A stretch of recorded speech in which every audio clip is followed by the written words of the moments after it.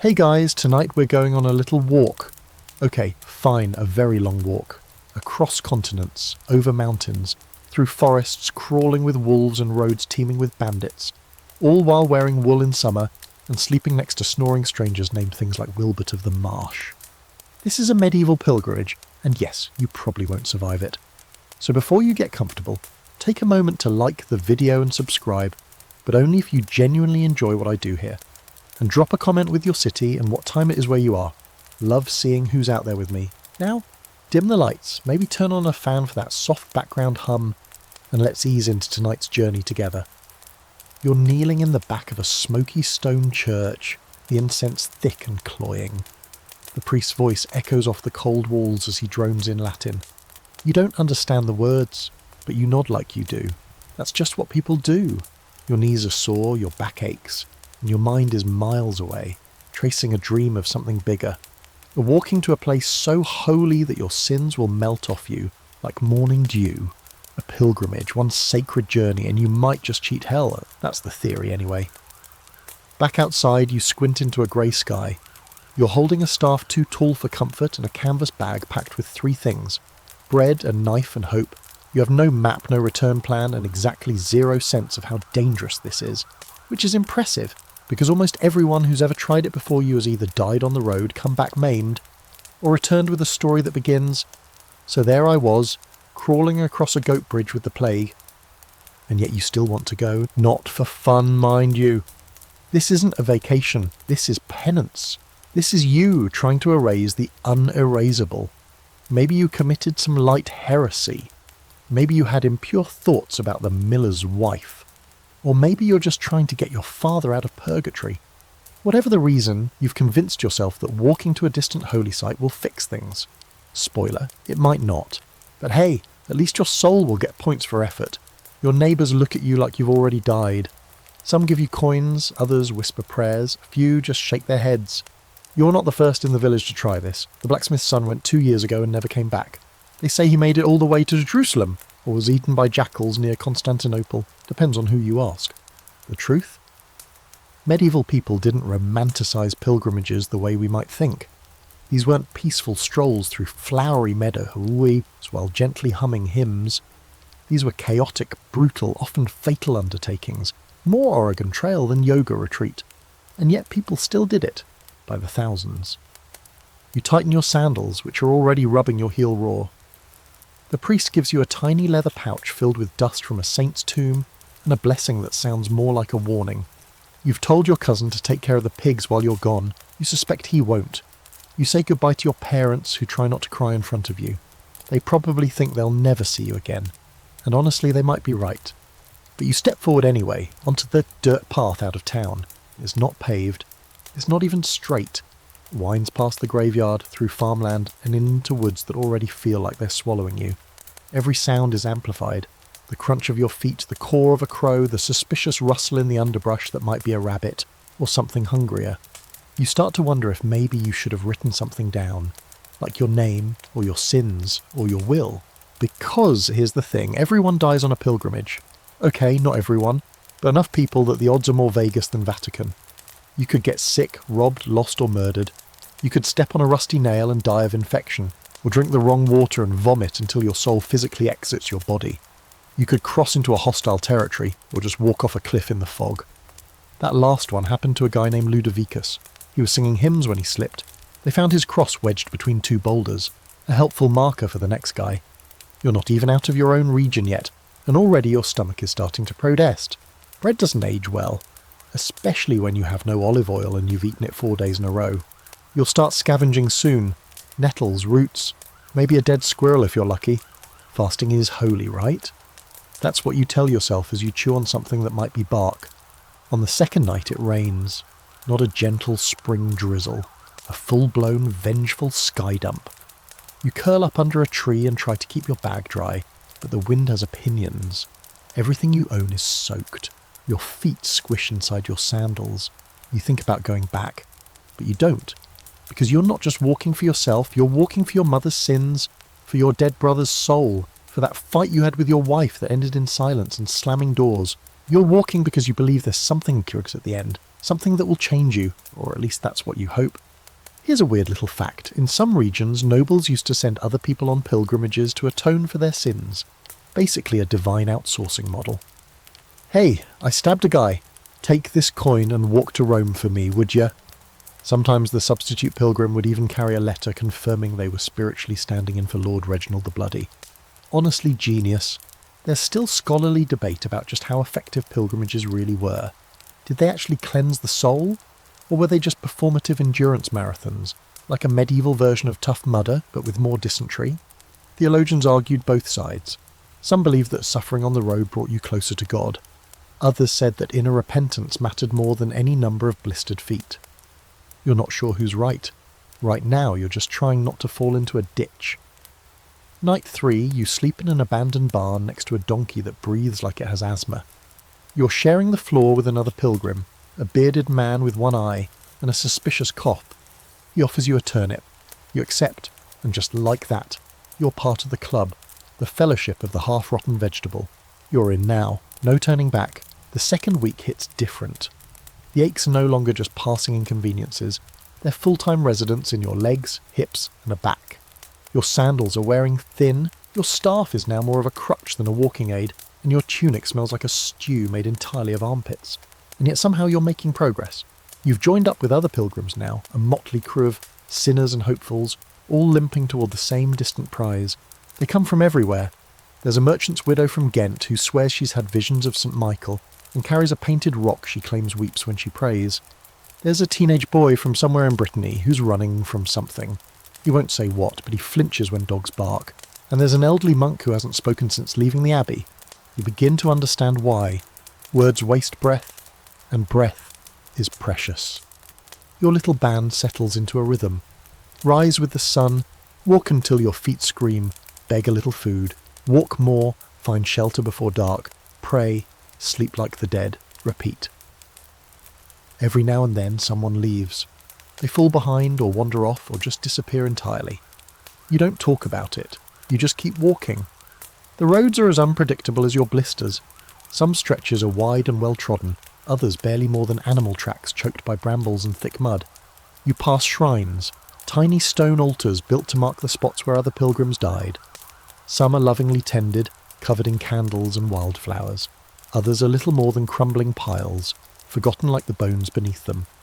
You pause at each one, not because you're particularly reverent, but because it's an excuse to stop walking for a minute. One morning your group reaches a crossroads. A weather-beaten sign points left toward Canterbury and right toward Santiago de Compostela. You watch as one pilgrim breaks off, mumbling something about Spanish saints being better healers. The rest of you keep heading east, not because you're sure it's holier, just because it's the direction your feet were already going. And that's how most people choose their pilgrimage route, by the way. Not divine signs or sacred visions, just habit, rumours and local tradition. If your town always sent people to Cologne, then you go to Cologne. If the relic of the blessed toe of St. Apollonia is in the next region over, well then lace up because you're visiting that toe. Pilgrimages weren't always long-haul treks across Europe. Some were short and local, just a few days to a nearby shrine. Others took years and cost you your health, your wealth, and quite possibly your life. Santiago de Compostela, with its fabled shrine to St. James, became one of the most popular. People said a visit there would cut time off your purgatory stay like a medieval loyalty program. 3 shrines, the Holy Trinity of pilgrimage, stood at the top: Jerusalem, Rome and Santiago. Make it to all 3 and you might skip purgatory altogether, or so they said. But you're not thinking about purgatory right now, you're thinking about your stomach, which is currently playing a symphony of despair. The bread you picked up at that last village was mouldy, but you ate it anyway. Half the group is now dealing with pilgrim's revenge, a charming condition that turns your intestines into a trebuchet. You take turns ducking behind bushes. There's no privacy and definitely no dignity, only shared suffering. The road dips into a dark forest where the trees crowd overhead like gossiping villagers. It's silent in here, except for the drip of water and the soft squelch of your feet in the moss. You've heard stories about this place. Bandits, they say. Pilgrim hunters, the kind who wait for a tired group to let their guard down, then swoop in with knives and demands. So your group stays quiet, alert, walking faster than usual. Every snapping twig sounds like doom. Every shadow looks armed. but you make it through. This time, your next stop is a town where the local church claims to have a drop of Mary's breast milk. You blink at the sign, no one questions it. A relic is a relic, no matter how strange. People kneel before the reliquary like it's glowing with divine light. You shuffle past, muttering a half-hearted prayer. You're more interested in the communal stew pot outside, where a local friar hands out watery cabbage soup to anyone with a scallop shell pinned to their hat. Ah yes, the shell. The universal badge of the pilgrim, the symbol that says, "I'm voluntarily suffering for spiritual reasons. Please don't rob me, or do, but feel slightly guilty about it." You picked yours up at a monastery 3 towns back. It smells faintly of fish and keeps poking you in the forehead when the wind hits wrong.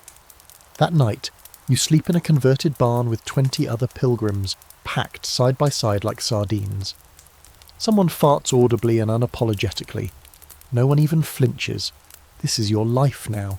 You dream of warm baths and soft beds, and wake up with a beetle crawling across your cheek. At dawn, you drag yourself up again. Every muscle screams mutiny. Your ankle is swelling ominous, but you press forward, because this is what you do now. You walk, and then you walk some more. Here's a strange little side note. Some pilgrims carried letters from their local bishop confirming they were real penitents.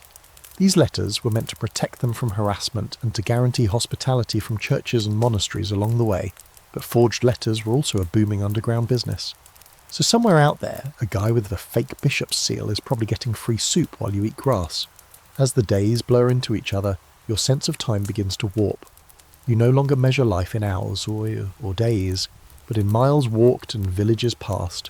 Rain is a blessing if it cools the air. Sunshine is a curse if it dries out your last water skin. You adapt painfully and slowly until this chaos starts to feel like routine. Somewhere along the route you stop to help a limping woman with a badly infected toe. She thanks you with a strip of dried apple. You chew it slowly, savouring the sweetness like it's a royal feast. Moments like this, brief flickers of kindness in the mud, become your new version of miracles. And still you walk. You don't feel holier yet, just smellier. But something in you is changing. You're no longer walking towards something, you're walking through something. It's hard, it's endless, and it might just be the point. By the 3rd week, you've stopped counting days. Your body's become this strange, aching machine that just moves forward whether you want it to or not. One foot in front of the other, over hills, through rainstorms, past villages that blur into a single memory of smoke, livestock, and suspicious stares. You've gotten used to being stared at. The scallop shell on your cloak marks you as a pilgrim, which makes people see you as one of 2 things, a holy traveller or a smelly liability. And fair enough, you are smelly. You haven't properly bathed since you left home. There was a stream once, somewhere after that monastery, where the soup made everyone hallucinate briefly. You still don't know what was in that soup, but it was icy and full of frogs, and you screamed like a banshee when you stepped in. Now you just accept the grime. You smell like someone boiled a tunic in feet water, and that's fine. You arrive in a bustling market town with a grand stone church, a bell tower tall enough to impress God, and a cluster of inns and stalls that know exactly how to exploit pilgrims. This is the part no one warns you about, the spiritual hustle, holy badges for sale, each claiming to carry the image of a different saint. Bottles of blessed water that look suspiciously like whatever the horses are drinking. And relics, oh the relics. You see one stall offering a splinter of the true cross, another with a vial of St. Agnes's tears. One guy swears he has a piece of the original manger. Another whispers that he owns a feather from the angel Gabriel himself. You're tempted, but even your half-functioning brain knows better. You've got barely enough coins left for food and maybe a roof over your head if you're lucky. Still, people buy the stuff. Pilgrims from all over. They clutch their relics like lifelines, eyes wild with the hope that some piece of bone or thread can shortcut their way to forgiveness. You wonder if it actually works. If owning a piece of saints somehow balances out the years of bad decisions that led them here. You want to believe it might. You finally settle at the church's shelter, where other pilgrims are sprawled on straw mats. You recognise some faces. There's the German woman who hasn't taken off her boots in 8 days, the elderly Frenchman who mutters psalms in his sleep, and a sweaty sunburned Scot who communicates only in grunts and eyebrow raises. You drop your pack beside them and join the symphony of groans.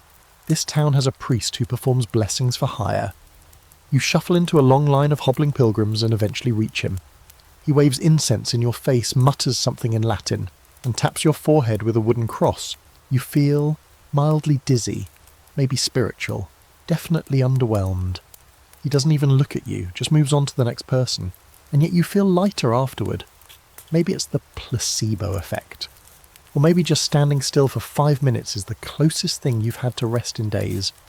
Later, around a fire pit outside the shelter, the talk turns to food and wounds and sins. One woman confesses she's walking in place of her husband, who died before he could make the trip. She's carrying his name written on a parchment, folded into a pouch around her neck. Another man admits he stabbed someone in a drunken fight and now hopes walking to Rome will keep his soul from boiling. You nod because what else can you do? Everyone has their reasons. Some are noble, some are shameful. All of them lead to the same blisters. You trade stories and share what little you have. A stale crust of bread, a sprig of mint, a flask of wine that tastes like it was aged inside a wooden shoe. You laugh too loudly. You start to like these people, even if you can't remember all their names. In the morning, a few pilgrims stay behind. The woman with the dead husband has developed a terrible cough. The Frenchman's ankle is the size of a pumpkin. You and the others continue without them, glancing back now and then. There's a quiet rule among pilgrims: you don't say goodbye, you just keep walking. On the way out of town, you pass a wayside chapel. Inside is a statue of St. Christopher, patron of travellers. His feet are worn smooth by centuries of kisses. You lean in, press your forehead to the stone and whisper something you hope counts as a prayer. You're blessed and broke now, spiritually overdrawn. Let's talk about that, actually, money. Pilgrimages weren't free. You had to fund the whole thing yourself: food, lodging, tolls, offerings, maybe a bribe or two if you ran into the wrong kind of gatekeeper. Some people sold everything they had before leaving. Furniture, livestock, clothing, even their homes. For them, it was a one-way journey. Either you came back rich in grace, or you didn't come back at all. The church, meanwhile, was thriving. Pilgrimages were like a medieval stimulus package. Towns along the route boomed with traffic. Inns popped up. Merchants sold blessed trinkets. Churches charged for relic viewings and indulgence documents. You could literally buy a reduction in your time in purgatory. Like, get out of hell 10 years early for the low price of 3 silver pennies. Debate still swirls over whether the church was exploiting pilgrims or offering genuine spiritual guidance. Some historians see it as one of the earliest forms of religious tourism. Others call it sanctioned manipulation. The line between faith and capitalism was blurry, to put it mildly. You cross a stone bridge that's so old it groans under your feet. Below, the river churns with last night's rain. A sign at the foot of the bridge reads, in scratched Latin, "Built by the tears of the faithful." Poetic, if impractical. Somewhere along the road you pass a beggar holding a wooden box. Inside is what looks like a shriveled hand. He claims it's St. Bartholomew's. You pause, then move on. You've learned to be selectively devout. That evening you trade a piece of cloth from your cloak for a bowl of stew. The innkeeper eyes you, like he's wondering if you've got lice. You probably do. You eat anyway. Your feet are bleeding. Your soul is either being purified or slowly driven mad. You've lost count of how many toes have gone purple, but your eyes are open. Your heart beats with something new. Not exactly faith, maybe stubbornness. Or maybe you're just too far in to quit now. You wake up to the sound of bells, distant and mournful. Church bells echoing across the fields like they're announcing the end of the world. You roll over, groaning, every joint crackling like old parchment. The straw under your cloak has moulded into your spine, and something small and bold has nibbled a hole in your food pouch overnight. Probably a rat, or a pilgrim with no shame. You're not even halfway to your destination. This morning the road winds through wide open fields, and for a moment there's a flicker of something close to peace.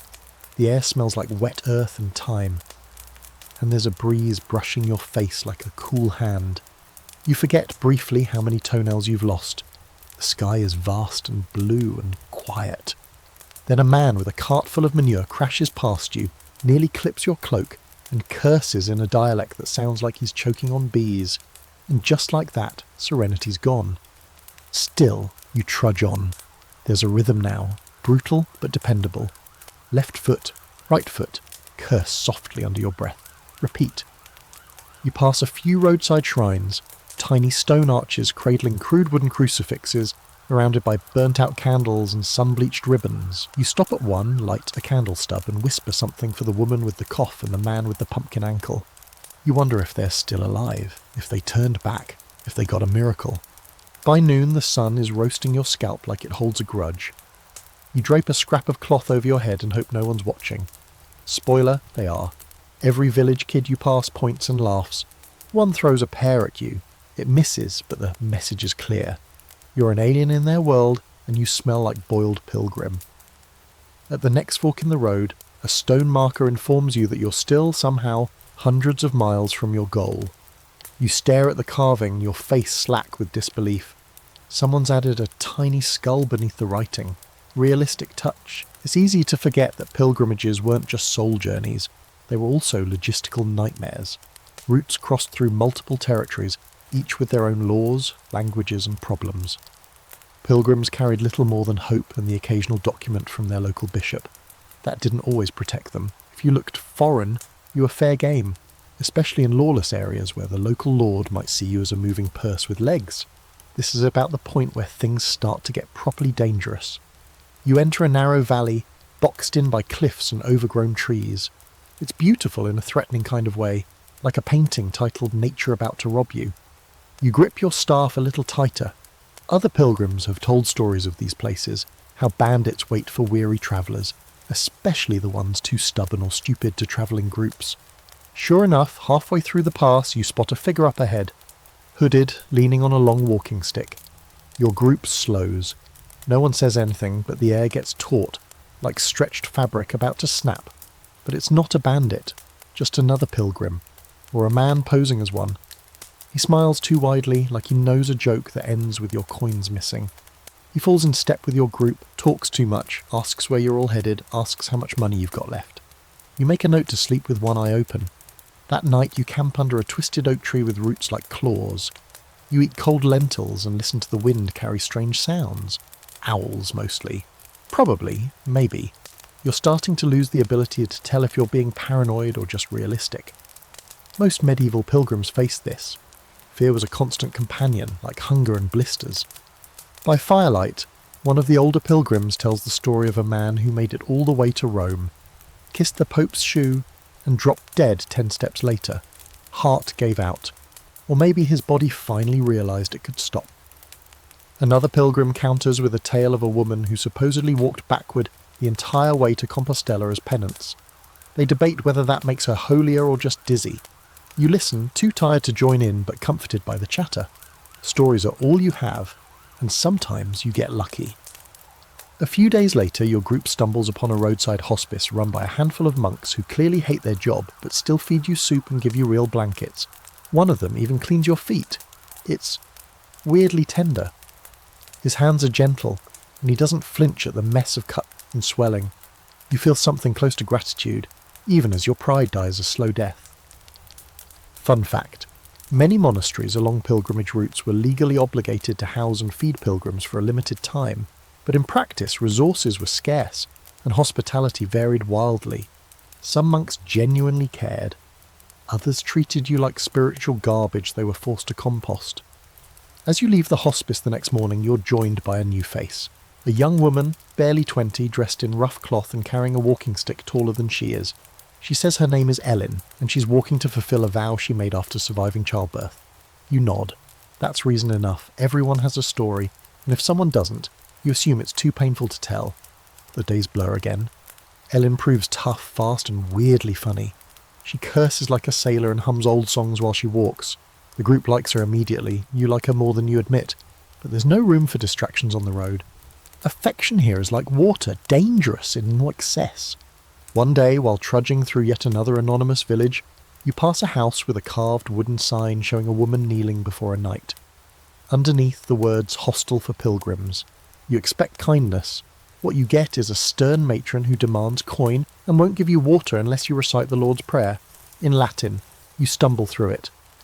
She rolls her eyes and slams a pitcher on the table. Medieval pilgrimages had this peculiar duality. Half spiritual odyssey, half survival test.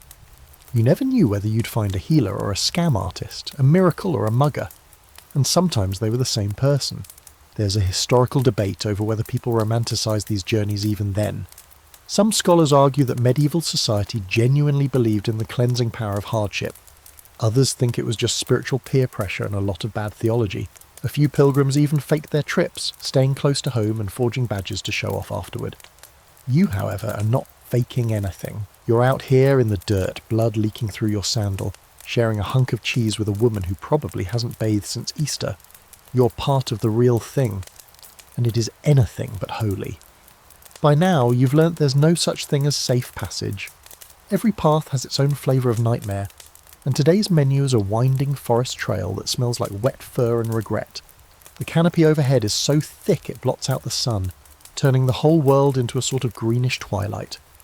Your boots squelch in mossy mud, and every now and then something unseen rustles through the underbrush, like it's just waiting for you to trip. Ellen walks beside you, silent but alert. You've stopped talking as much. The days have turned inward. You both spend hours in your own heads, chewing on memories and questions and things you don't quite want to admit out loud. You wonder if this is what spiritual transformation feels like, or if it's just dehydration and hunger, putting on a robe and pretending to be enlightenment. Halfway through the forest you come across a shrine, a crumbling stack of stones built around a gnarled tree, with wax drippings pooled at the roots. Someone's painted a red cross on the trunk. Beneath it, a wooden box holds scraps of parchment, handwritten prayers, folded into clumsy triangles. You kneel, add your own. You don't write much. Just 3 words. Please not yet. No one says what that means. No one asks. You move on heavier. Later that afternoon, the trail opens into a clearing, and there it is. A road. Wide. Packed down by thousands of feet. Actual signs. You could cry. This is one of the main pilgrimage arteries. A thoroughfare connecting multiple shrines and popular routes. You're not alone anymore. In fact, you're suddenly part of a traffic jam of souls. It's chaos. People from every corner of Europe are shuffling along it. Old, young, noble, peasant, pious, fraudulent. There are groups of well-dressed pilgrims with embroidered cloaks and shiny staffs, trailing servants who carry their bags and set up camp like they're on a royal procession. You try not to hate them. You mostly fail. A trio of Italian pilgrims pass you, singing something that sounds religious but might be about cheese. Behind them, a German noblewoman rides side-saddle on a horse that's clearly having an existential crisis. Children dart between legs, dogs bark. Somewhere a lute plays. It's like a medieval music festival, but everyone smells worse and no one knows where the toilets are. You stay close to Ellen. This crowd may look festive, but it's also prime territory for theft, cons, handman accidental trampling. And then, just when you think you've survived the worst of it, you come face to face with the roadside toll station. Ah, yes, the church-adjacent tax booth. A grumpy-looking man in a fur-lined cap blocks the road, arms crossed. Beside him, a sign carved in Latin warns that anyone without the proper pilgrimage license will be fined or turned back. You blink. What license? You've got your shell, you've got your bishop's letter, you've got your feet ruined as they are. It turns out that's not enough here. This particular region wants a crossing fee, a small donation to help maintain the holy path, which looks suspiciously like it's maintained by squirrels and God's indifference. Still, you cough up a coin, so does Ellen. The grumpy man lets you pass with all the enthusiasm of a monk forced to clean chamber pots. You've heard stories of other tolls. One region in Burgundy demanded food from every pilgrim passing through. Another near the Pyrenees required pilgrims to sing a hymn or be pelted with turnips. Whether that last one is true or just dark folklore, you can't tell anymore. Everything feels equally plausible out here. That night, you sleep in a communal shelter outside a fortified town. A long wooden hall with rows of pallets stuffed with straw, and at least one very vocal goat tied near the entrance. The walls are covered in names scratched into the timber, pilgrims marking that they made it this far. You carve yours with your knife, shaky and slow, right above one that reads Wilfred of York, 1214, still alive. You hope Wilfred made it. You hope you will too. Inside, the air smells like sweat, wet wool and onions. You curl up on your mat, exhausted. Around you, pilgrims murmur stories, argue over theology and snore with biblical volume. You stare at the ceiling and listen to it all.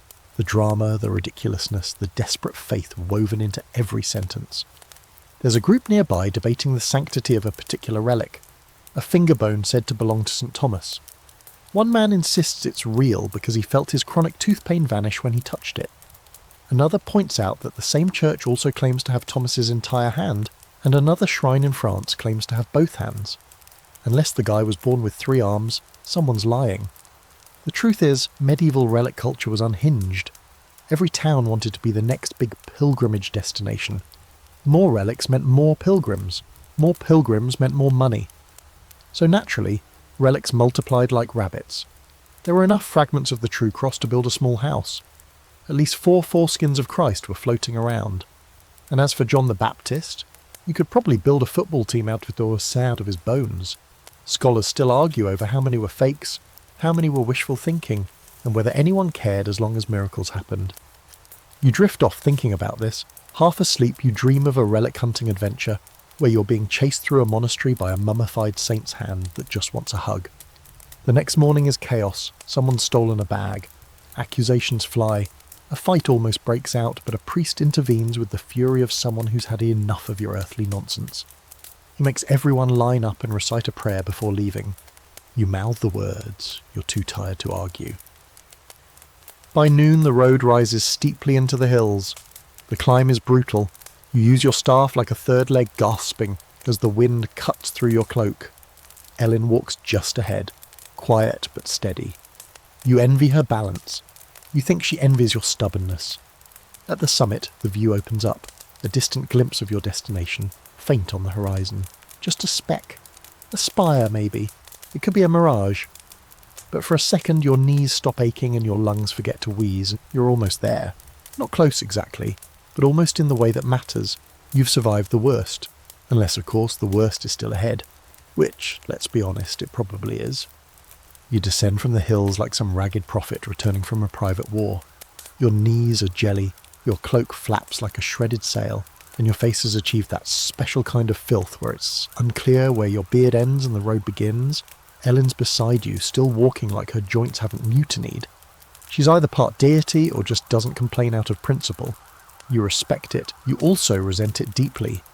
The valley below is quiet. Too quiet. A single crooked sign leans over the road. San Perdu. Scrawled in what looks like leftover blood or very optimistic paint.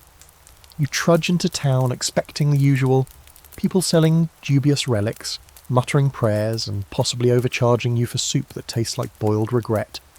But instead the streets are deserted. Doors are shut, shutters clamped. Not even a dog dares to bark. You glance at Ellen. She shrugs. You keep walking. Then you see it. The red mark on the church door. A sloppy, smeared X glinting faintly in the sun. You've seen it before, back home, when the plague swept through villages and left nothing but silence. That mark is a warning. You've walked straight into a ghost town. The others in your group catch up. Everyone freezes, scanning the windows for movement. Nothing. A single bell tolls somewhere far off which would be haunting even if it weren't the medieval soundtrack to Everyone's About to Die. Someone whispers a prayer, someone else just swears. You backtrack, fast. No food, no shelter. Nothing is worth stepping into that invisible sickness. Plague doesn't knock. It sweeps through like a scythe in a wheat field, and pilgrims, with their open sores, sleepless eyes, and near constant contact with strangers, are walking invitations. You've heard the rumours, entire groups wiped out mid-journey. Towns closing their gates at the mere sight of a shell badge. And worse, pilgrims accused of bringing the plague. Justified or not, fear doesn't care. You find a stream that night, camp beside it, and boil the water even though it smells clean. No chances. You're all on edge. No one speaks much. Even Ellen looks rattled. The plague is a different kind of threat, not one you can outwalk or sab or pray away. It's the silence left behind when everything's already gone. There's an old debate about whether pilgrimages helped spread the Black Death. Some historians say yes, absolutely. Pilgrims were disease vectors, wandering from town to town, hands on every relic, mouths on every communal spoon. Others argue that by the time plague reached most of Western Europe, travel was already limited, and pilgrimages had slowed to a crawl. But whether they were the cause or just caught in the storm, the road was a dangerous place, not just spiritually, but biologically. You wonder if maybe the whole idea of pilgrimage is madness, voluntarily exposing yourself to starvation, violence, and sickness, all for the chance of redemption. You remember the shrine back in the forest, the words you scribbled on that folded parchment, "Please, not yet." You think about writing a new one. What was I thinking? But the next day brings sunlight and fresh bread. A kindly farmer, an actual living human with a face not covered in pustules, offers your group a few loaves and a smile. He doesn't ask for payment, just prayer. His wife's sick, bedridden for weeks. He thinks you're holy enough to intercede. You're not, you know that, but you nod and promise to pray. Ellen offers a song instead, soft and strange, in a dialect you can't place. The man tears up. You eat the bread slowly, savouring every warm, yeasty bite like it's a banquet. You wonder if faith works like this. Small moments, fleeting kindnesses, just enough to keep you moving. But the road doesn't stay soft for long. By midday you're back on a narrow trail carved into the side of a cliff. One wrong step, and your pilgrimage becomes a gravity-assisted journey into eternity. The wind howls. Your cloak nearly yanks you sideways more than once. Ellen walks ahead of you, hands out for balance. You try not to look down. You fail. A broken cross nailed into the rock tells you someone didn't make it. Eventually the cliff path drops into a ravine where a rickety bridge spans a foaming river. And by rickety, we mean it's basically 2 logs and a prayer. You cross one at a time. Ellen goes first. She's fearless, or pretending very well. You go second. Halfway across, the wood creaks like it's auditioning for a horror story. You don't breathe until you reach the other side. The rest of your group trickles over one by one, except for the big man from Flanders. He stares at the bridge like it personally insulted his mother. Eventually, he just fords the river below, wades in, chest deep, dragging his gear overhead like a damp, cursing saint. You cheer when he makes it. He responds with a gesture that's probably not in any religious manuscript. That night, the group gathers around a small fire in a sheltered grove. You feel raw, exposed. Between the plague town, the death cliff, and the bridge of despair, the day has wrung you out. But the air is crisp, the fire warm, and for once no one's coughing. Ellen pulls out a piece of charcoal and starts sketching in the dirt. A church, a city gate, a grave. You ask what it means. She just says, "Places I've been." You nod like you understand. You don't. But it feels right. Someone tells a story about a man who walked all the way to Jerusalem barefoot, carrying a wooden cross the entire way. Another says they met a woman who was struck by lightning on the road and saw heaven for 3 minutes. Debate breaks out over whether that counts as an official miracle or just extremely bad luck. You don't join in. You're watching the sparks rise from the fire and wondering how many more days you can keep walking. But then someone sings, a low, mournful tune that bleeds into the trees like fog. One by one, others join. Even you, humming along to a song you don't know but somehow recognise. You don't feel holy. You don't feel cleansed. You feel real, tired, alive. And for the first time in days, not alone. You wake up with a beetle in your ear and a squirrel judging you from a nearby branch. The fire's gone cold and your knees have apparently turned to stone during the night. Ellen's already up, collecting her things with the same quiet efficiency she's developed over the last few weeks. You groan yourself upright, blinking against the pale morning light. Another day. Another chance to maybe not die. The path leads through open farmland today. Golden wheat waving like it's trying to bless your journey. And the occasional shepherd waving back like you're the morning's entertainment. In the distance, a large town looms, its spires poking the sky like accusatory fingers. You brace yourself. Towns are tricky. They can be sanctuaries or traps, and you never really know until you've already handed over your coin and your trust. This one's big. Walled, bustling, and stinking of opportunity. You enter through a stone gate where a guard eyes you like you're a possible heretic or a very unfortunate beggar. You are, in fact, both, depending on how your day's going. He waves you through with a grunt after inspecting your shell badge. The town is loud, chaotic, and absolutely crawling with other pilgrims. You immediately spot a group of Venetians haggling over dried fish, a few French monks in robes several shades too clean, and a man shouting about indulgences from a wooden crate like he's auctioning off seats on the Ark. You pause at that last one. He's a papal pardoner, or so he claims. He's got a table covered in parchment slips, a wooden chest for coins, and a pitch that could sell sand to a desert. 1 silver for 10 years off purgatory. 2 silver and your dead uncle gets out early too. People are lining up, clutching coins and hope with the same sweaty hands. You hesitate. Ellen leans over. You really think the Almighty's up there doing math on paper slips sold by men in feather hats? You smile, then frown because the man is wearing a feather hat. Still, people believe it.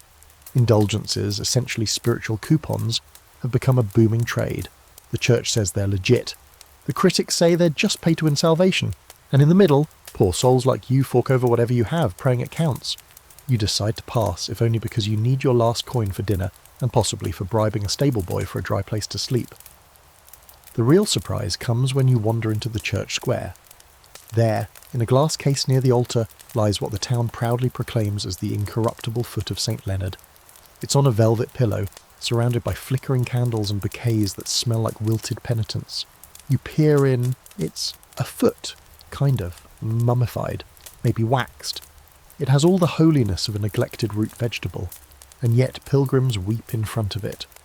One woman presses her face to the glass and whispers thanks for her husband's healing. A man drops to his knees and wails. A child lights a candle with trembling hands. You watch, half cynical, half mesmerised. Is it faith, delusion, marketing? Hard to say. Some relics were undoubtedly faked, created by ambitious priests and enterprising merchants to bring attention and cash to their towns. Others were believed to be real with such fervour that it didn't really matter if they were or not. The power came from the belief itself. Scholars still argue about how many relics were real, how many were deliberate frauds, and how many were just honest mistakes passed down by generations who wanted to believe in something tangible. You kneel, not because you believe in the foot, but because your legs are about to give out. You whisper a prayer anyway. That night you find a monk-run hostel that offers shelter in exchange for prayer and help in the kitchens. You scrub pots until your knuckles scream, then settle into a corner with a bowl of lentil mush. It's warm, it's bland, it's glorious. Ellen sits beside you and pulls out a small tin box. Inside is a collection of trinkets, feathers, bits of stone, a dried flower. She says nothing, just sets them out in a line, like a memory map. You study each one. Some look ancient, others new, one tiny bone. You don't ask what it belonged to. Some stories are meant to stay quiet. Across the room, a group of young pilgrims sings softly. The words are Latin, but the melody is familiar. One of those tunes that wraps around your ribs and squeezes something loose. You don't cry, but you come close. After dinner, the monks lead a candlelit procession around the church. You follow, holding a stubby wax taper and chanting along with the others. The words are foreign, but the rhythm is easy. You lose yourself in the sound, dozens of voices rising and falling like a tide of longing. That's the thing about this journey. It's not just yours. It's thousands of others, braided together into a long, painful rope dragging itself across Europe. Some walk for healing, some for forgiveness, some for the sheer desperate hope that this time something will change. You lie awake on a thin mattress in a narrow cell, staring at the ceiling as the candle smoke settles. The town bells chime the hour, midnight. You're not sure what day it is anymore. Your sense of time has melted into the road, but you know you're still moving, still breathing, still believing in something. Before dawn, you're up again, packing quietly. Ellen's already at the door, waiting. She hands you a crust of bread and a look that says, "Let's keep going before we remember we don't have to." And so you go, out through the gates, back onto the road. Past the foot of St. Leonard, past the pardoner's crate, past the church spires that watched you sleep. You're no cleaner, no holier, no richer. But the walk feels lighter today, if only for a little while. The next stretch of road is flatter, and for a while that feels like mercy. Your legs, hardened into ropes of misery and spite, thank you by merely aching instead of collapsing. The sun is kind, cloud-draped and quiet, and a soft wind keeps the stench of your journey just far enough away that you can ignore it for brief, miraculous moments.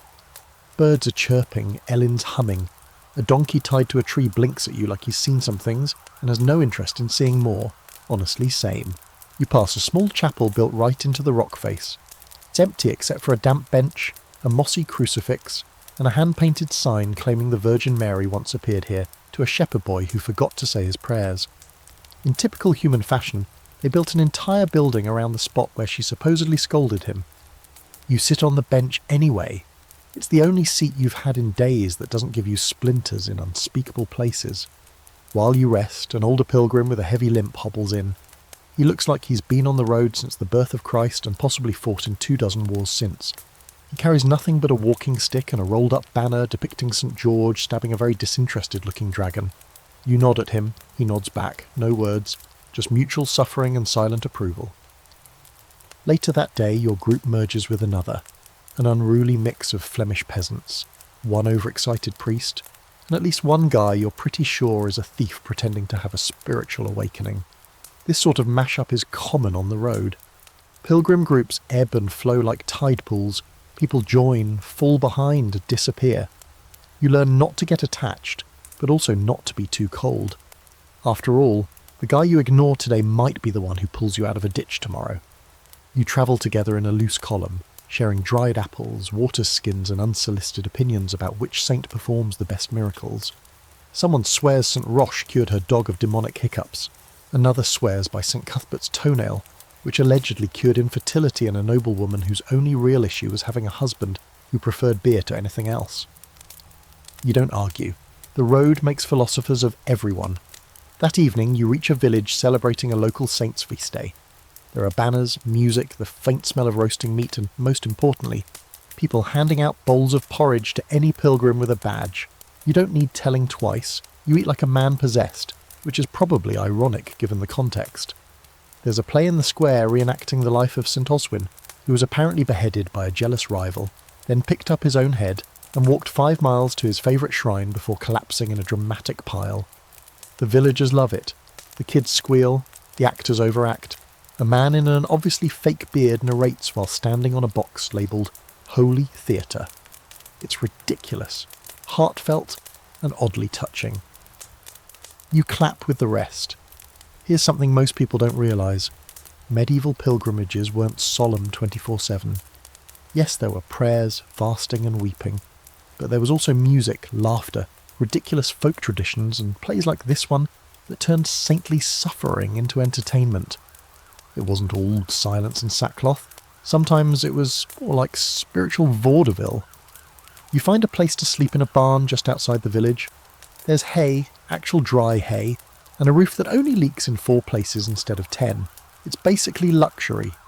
You settle in beside Ellen, who's watching the stars through a gap in the roof. You ask if she's ever seen anything miraculous.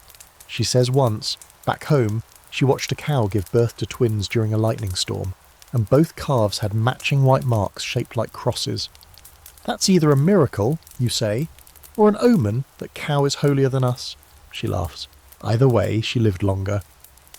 That night you dream of rivers that talk and relics that argue with each other over who's more authentic. One shouts, "I'm definitely the real skull of St. Ursula," while another yells, "You're a sheep femur painted with soot, Derek." You wake up with straw in your mouth and a deep sense of confusion.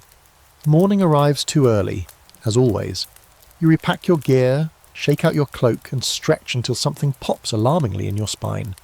Breakfast is hard bread and a sliver of cheese, donated by a kindly widow who believes pilgrims bring blessings. You wonder if she's ever seen a pilgrim up close. You look like a scarecrow that lost a fight with a thunderstorm.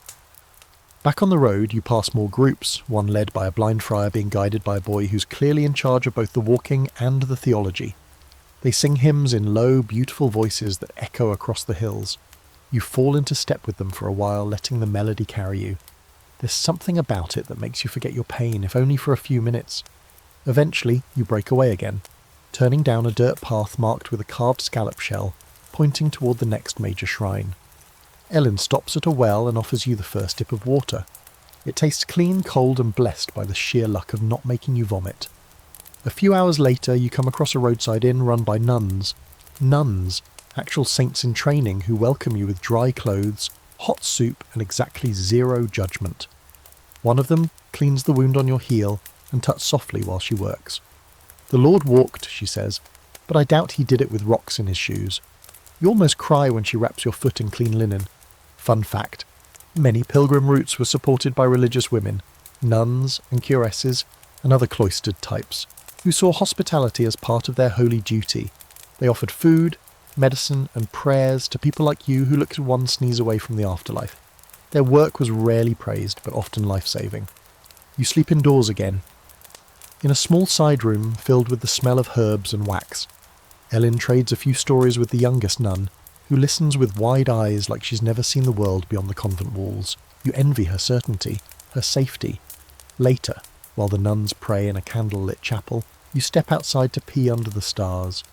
The night is clear, cold, and so quiet it almost hurts. You look up at the sky and whisper something you don't fully understand. Not a prayer, not exactly, just a hope that you'll reach your destination, that you'll make it home again, that something in you will survive this. You're back on the road before the sun finishes climbing over the hills. The nuns wave goodbye from their stone doorway, wrapped in wool cloaks and mid-morning chill. One of them presses a pouch of dried herbs into your hand, muttering something about protection. You nod, tuck it into your bag, and try not to look as terrified as you feel. They smell like mint and death. It's probably symbolic. Ellen's already 10 steps ahead, humming that same wordless tune she's been humming for days. You've never asked what it is. Part of you is scared it's just her version of a nervous tic. Another part of you is convinced it's some secret pilgrim chant that's keeping her alive. The path this morning winds through marshy lowlands, flat and soggy. Frogs croak, clouds hang heavy. Every step is a gamble, mud, puddle, or just a hole disguised as earth. Your boots squelch, your staff sinks with every press, and at one point your right foot disappears entirely into sludge. Ellen helps haul you out, and you both just stare at your leg, now encased in nature's own gravy.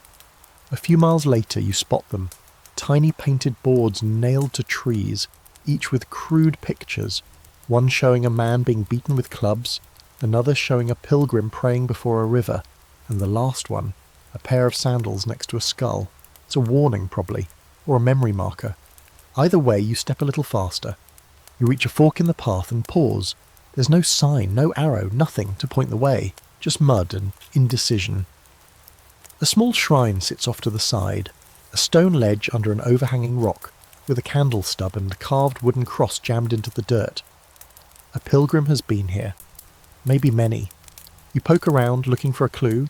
Instead, you find a scrap of parchment tucked under a rock. It's written in messy Latin smudged with water. You can make out a few words. Fear not, follow the sun, pray for me. It's not helpful, but it hits like a punch. Someone stood right where you're standing, someone who kept walking, hoping they chose the right turn. You pick the path that looks slightly less ominous and whisper a promise to pray. You don't know their name. Doesn't matter. The road remembers. About an hour in, it starts raining. Not a soft drizzle, not even a soaking rain. This is a full-blown elemental tantrum, sky water with the fury of divine rebuke. The wind tears at your hood, and within minutes you're drenched, your pack soaked through and your cloak plastered to your body like a second soggier skin. Ellen, of course, just laughs. Loud, defiant, absurd laughter. It echoes through the trees like someone's mocking the storm. She throws her arms out like she's flying. You, on the other hand, nearly drown in your own boot. You both keep walking. Eventually you reach a covered bridge, a rare stroke of luck. You duck under it with several other miserable, dripping pilgrims already camped in the shadow of the structure. There's a smoky fire trying and failing to fight the wet. Someone's brewing something in a dented pot that smells like feet and garlic. You sit beside it anyway. Warmth is warmth. A man with missing teeth and an English accent asks if you've heard of the Blessed Boot. You haven't. He launches into the tale anyway, how it belonged to a saint who walked to Rome barefoot, and how now it travels from town to town, healing the feet of those who touch it. Ellen asks if it actually works. He shrugs. Tried it myself, all I got was ringworm. Still he grins like it was worth it. And that's the thing. Miracle or not, people chase these objects like salvations on a timer. The road is littered with shrines, pop-up relic sellers, and spiritual side quests. Some pilgrims zigzag across Europe on a kind of holy scavenger hunt, convinced that every toenail of Saint What's-His-Name brings them a step closer to heaven. Others are just trying to get through one more day without losing a foot. There's an open debate even now about whether relic culture was genuine piety or spiritual consumerism. Some argue that these objects created tangible connections to the divine. Others say it was just medieval marketing, faith in a bottle, sold 3 for a penny next to questionable soup.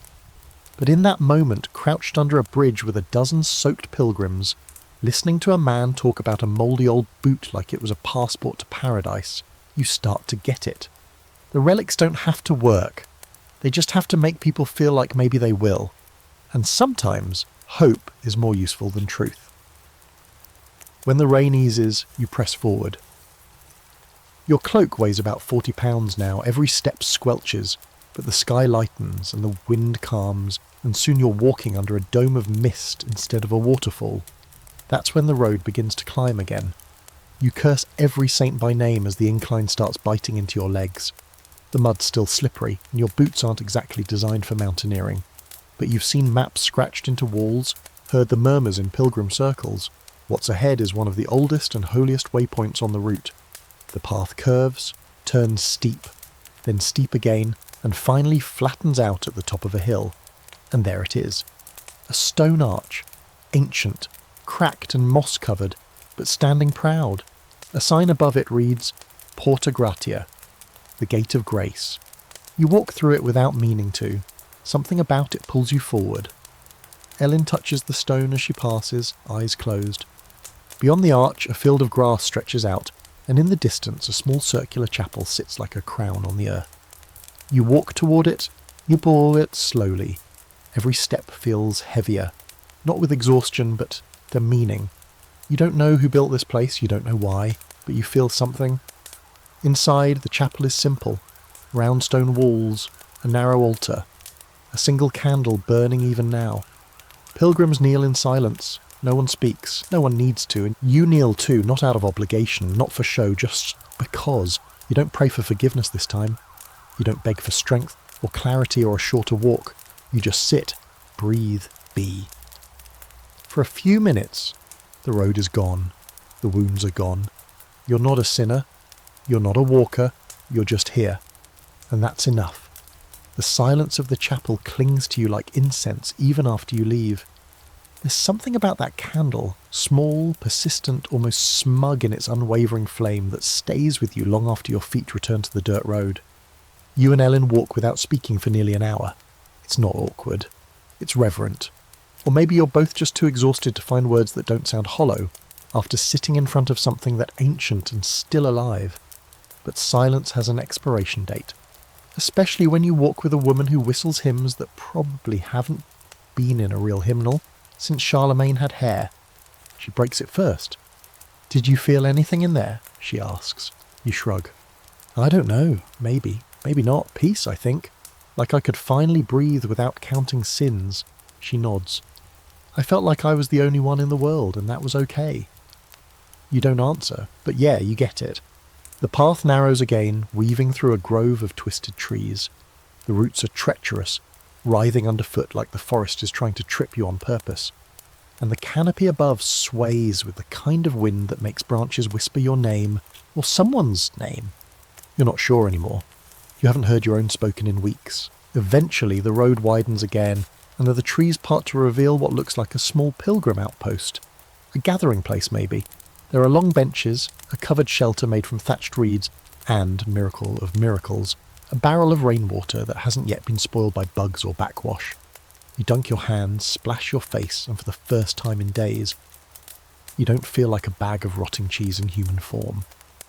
More pilgrims arrive, some old, some barely more than children, all with that unmistakable shuffle that says, "I've walked too far to stop now." You watch them collapse onto benches, some murmuring prayers, others just staring into space like their souls are buffering. Among them is a tall, narrow man in a rich green cloak, far too clean for someone who claims to be on pilgrimage.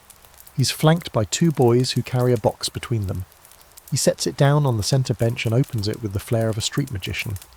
Inside, a gleaming chalice, a silver crucifix, a folded letter sealed with wax, and, wait for it, a feather. Just a single pristine white feather in a tiny glass vial. The man begins to speak, and instantly everyone goes quiet. He claims the feather comes from the wing of the Archangel Gabriel, that it fell to earth during a storm, landed in the lap of a holy man, and has performed at least 7 miracles in the past 3 months. Blind eyes opened, crippled limbs straightened. One woman's cow gave birth to twins, both of which mooed in unison for 3 days straight, which honestly you're not sure is miraculous so much as unsettling. The crowd shifts forward. You can feel the tension, the desperate hope. Ellen raises an eyebrow at you. You both lean back, choosing skepticism over salvation, at least for now. He offers blessings, for a coin of course. For 2 coins you can touch the vial. For 5 he'll say your name aloud in a prayer that the angels are contractually obligated to hear. You nearly choke on your own breath. Still, people line up. One man drops to his knees and kisses the dirt. A woman clutches the vial with trembling hands and weeps. A teenager stares at it like it might burst into divine fire at any second. And part of you wants to laugh at the ridiculousness, the obvious showmanship, but another part of you, quieter, older, more exhausted, understands it. They're not paying for proof, they're paying for the possibility that the world still holds wonder. You don't pay, but you don't mock them either. Later, when the green-cloaked man moves on, taking his feather and his box of dreams with him, the outpost returns to its usual state of damp quiet. Ellen and you share a heel of bread left over from a church pantry, chewing in silence as the sun lowers behind the hills. You talk a bit, eventually. She tells you her village had a relic once, a splinter of the true cross, so small it could fit under a fingernail. It was kept in a jewelled case locked behind the altar. But one day the priest dropped it, couldn't find it again. They searched the entire chapel. Gone, vanished. She remembers watching the old women weep like someone had died. You ask if they ever replaced it. No, she says. They just kept pretending it was still there. Like if they didn't admit it was gone, maybe it wasn't. And you think, yeah, that tracks. Faith is slippery like that. Hard to hold, easier to fake. But somehow still there when you need it most.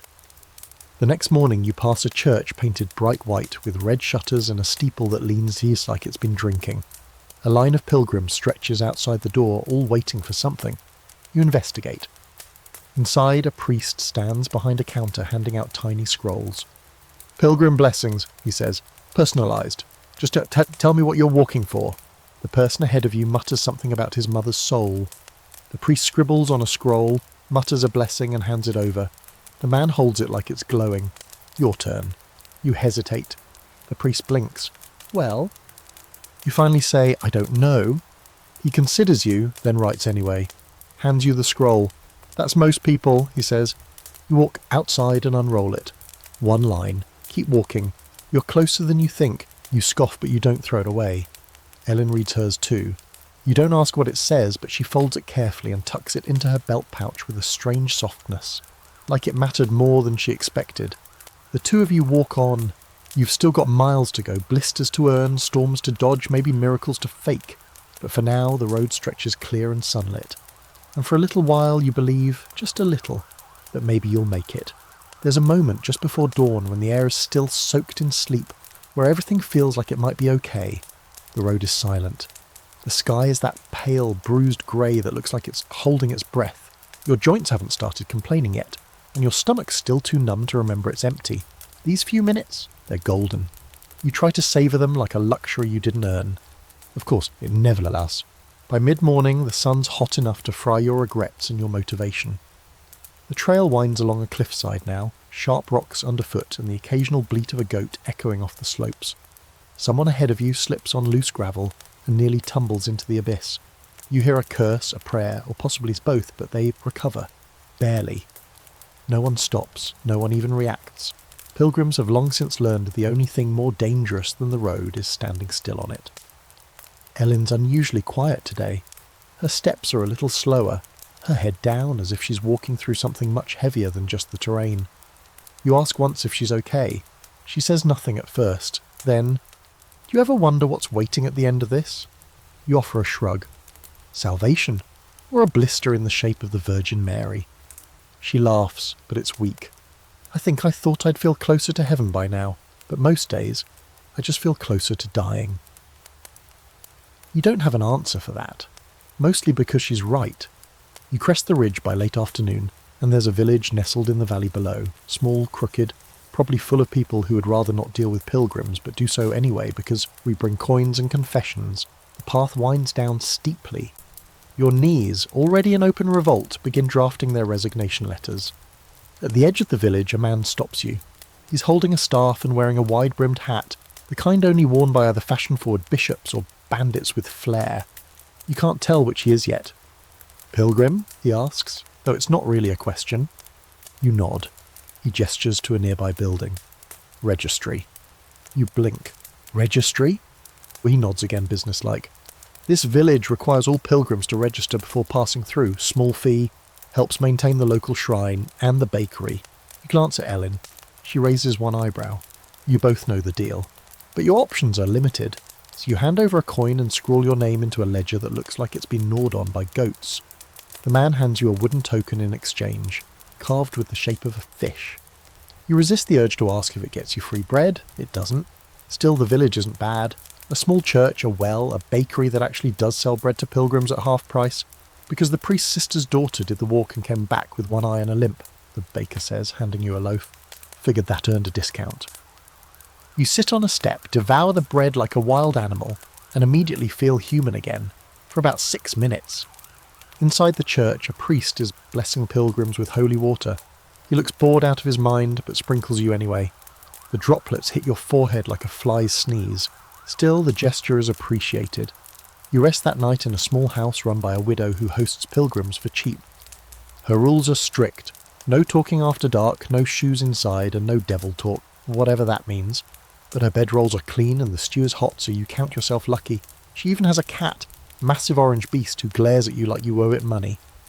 Ellen sits on the floor by the fire, sharpening the tip of her walking stick. You're not sure why.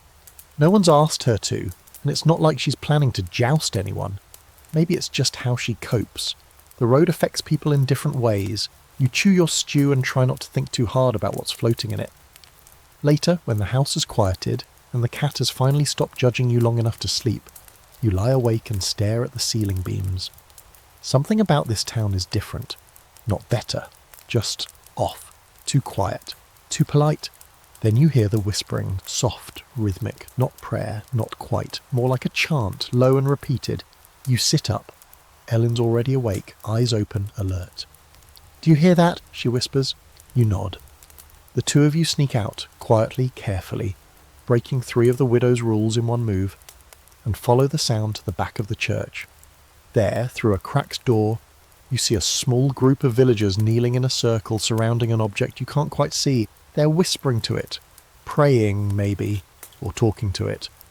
One man holds up a lantern and in the dim light you catch a glimpse. A bone, long, smooth, suspiciously human. Ellen gasps. You pull her back. You don't know what you've seen, a relic, a body, something in between. You don't wait to find out. You retreat, quiet as ghosts, and slip back into the house without waking the cat. Barely. Neither of you speaks until morning. Relics are everywhere onto your pilgrim routes. Some legitimate, some not. But there's a fringe, the darker, weirder corners of devotion, where relics become idols and ritual crosses the line into something else. Some groups believe bones speak. Some think drinking water infused with the dust of saints brings visions.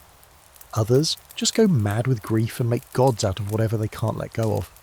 Scholars argue whether these fringe practices were heresy, hysteria, or just desperation in disguise. You don't have a theory, you just know what you saw. You leave the village before sunrise and no bread, no blessing.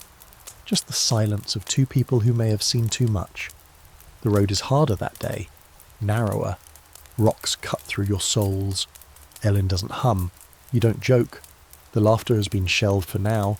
You pass a crossroads shrine with a statue of St. Dymphna, patroness of mental illness. Someone's left a ribbon tied around her wrist. It flutters in the wind like a warning or a cry for help. You kneel. Ellen kneels. You say nothing. Just keep walking. That evening, a boy runs out from a farmhouse and presses a peach into your hand. No explanation, just runs back. You split it with Ellen. Sweet. Real. You close your eyes and let the juice run down your chin. For a moment, the darkness of the village lifts. Not entirely, but enough. By the time you reach the next town, your feet feel like bruised fruit left too long in the sun. Your right boot has developed a charming flap at the toe, opening and closing with every step like it's trying to gasp for air. You've stopped caring. Your nose gave up on smelling anything days ago, which is probably for the best. Between the crusted mud, the occasional livestock encounter, and the fact that you've worn the same tunic through 3 rainstorms and a brief episode of dysentery, you're basically a mobile biohazard. Still, the town's welcome is oddly enthusiastic. Children gather at the gate as your group approaches, clapping and waving little sprigs of rosemary, like you're victorious soldiers returning from war. An older man with a long beard and a bell walks alongside you for a few paces, ringing the thing solemnly and muttering Latin phrases, with the rhythm of someone who doesn't actually know what the words mean. You glance at Ellen, who mouths what is happening in the universal language of panicked eye contact. You soon find out. This town, charming, cobbled, and entirely too clean, is celebrating Pilgrim's Day, a once-a-year festival where they honour travellers of the faith, which sounds lovely in theory, till you realise that you're expected to participate, publicly, in everything. You're handed a garland made of herbs and wheat stalks. Someone drapes a linen cloth over your shoulders like you've just returned from slaying a dragon. Before you can even protest, you and a few unlucky others are pushed toward a makeshift stage in the square, where a plump friar in theatrical robes begins narrating the pilgrim's journey of the soul. You are the soul. Ellen, for reasons that will never be adequately explained, is cast as despair. She wears it well. For the next hour you act out a clumsy dramatisation of the pilgrim experience. There are symbolic obstacles. Someone throws a loaf of stale bread at you. Moral tests. A man in a devil mask tries to bribe you with ale. And even a simulated bandit attack that ends with you fake pleading for mercy while a child pokes your foot with a stick. It's absurd, it's exhausting, it's kind of hilarious. By the end, the audience cheers. The friar announces that all performers will receive a free meal and spiritual refreshments. You care less about the refreshments and more about the stew you're handed moments later, rich, hot, and generously spiced. You sit with Ellen at a long wooden table, both of you too tired to do anything but devour what's in front of you. Between bites, she raises her cup and mutters, "To despair." You clink your own tin cup against hers. May she live forever. Later that evening, you're led to a sleeping hall set up for the visiting pilgrims. It's crowded, people packed onto mattresses like books in a shelf. The straw is fresh and the roof doesn't leak, so you count yourself lucky. A small group of minstrels sings in the corner, their voices weaving through the room like smoke. One of them is singing a ballad about St. Bryce, who supposedly walked from France to Rome on a diet of raw onions and divine instruction. No one questions it. There's always been a strange theatricality to pilgrimage.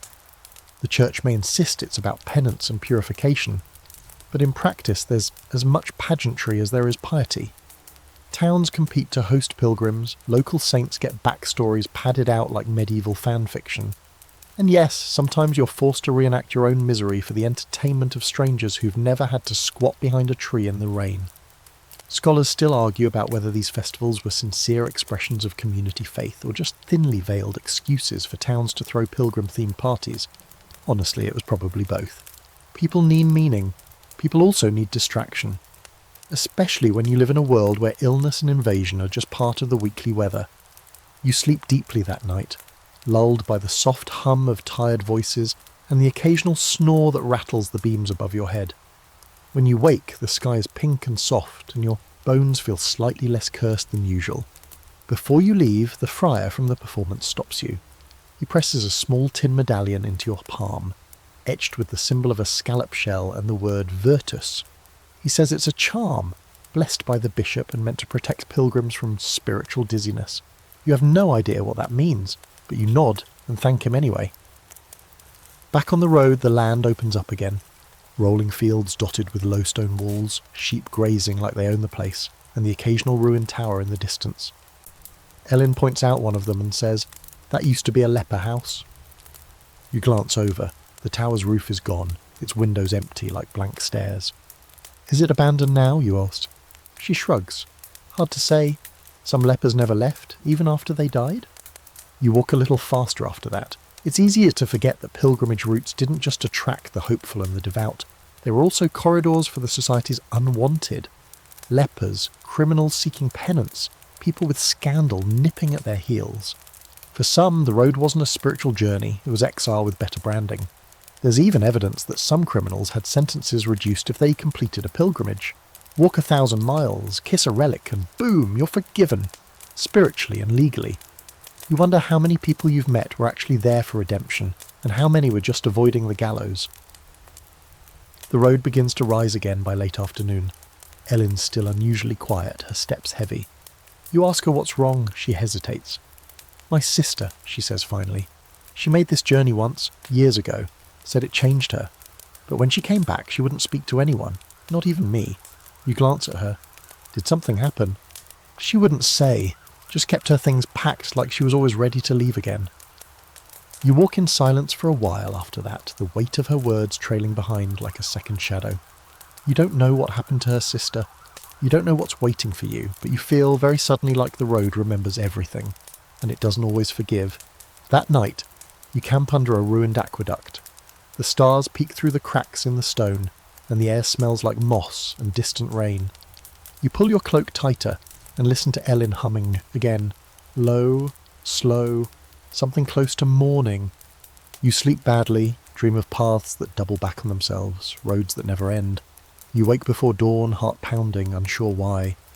The medallion still rests in your hand. You don't remember reaching for it. The next day brings a new flavour of suffering.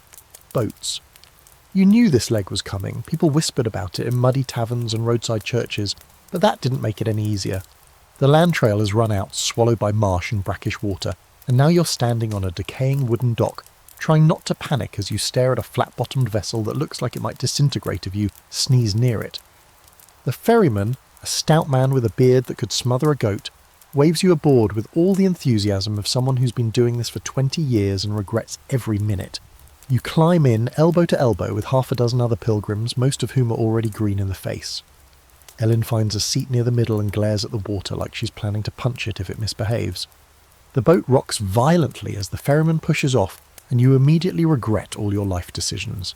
This particular route takes you through a saltwater inlet, part of a pilgrimage detour that skirts a holy site accessible only by water. Or, as it's starting to feel, by the grace of Poseidon's angrier cousin. Waves slap against the hull. The boat groans like it's haunted. One man loses his lunch over the side, immediately followed by another woman who starts praying between heaves. You grip your walking staff like it's going to save you from drowning, which, let's be clear, it won't. Ellen mutters something about how, if we die out here, I'm haunting the bishop who wrote this route. You laugh, but only barely. Sea pilgrimages were their own special flavour of madness.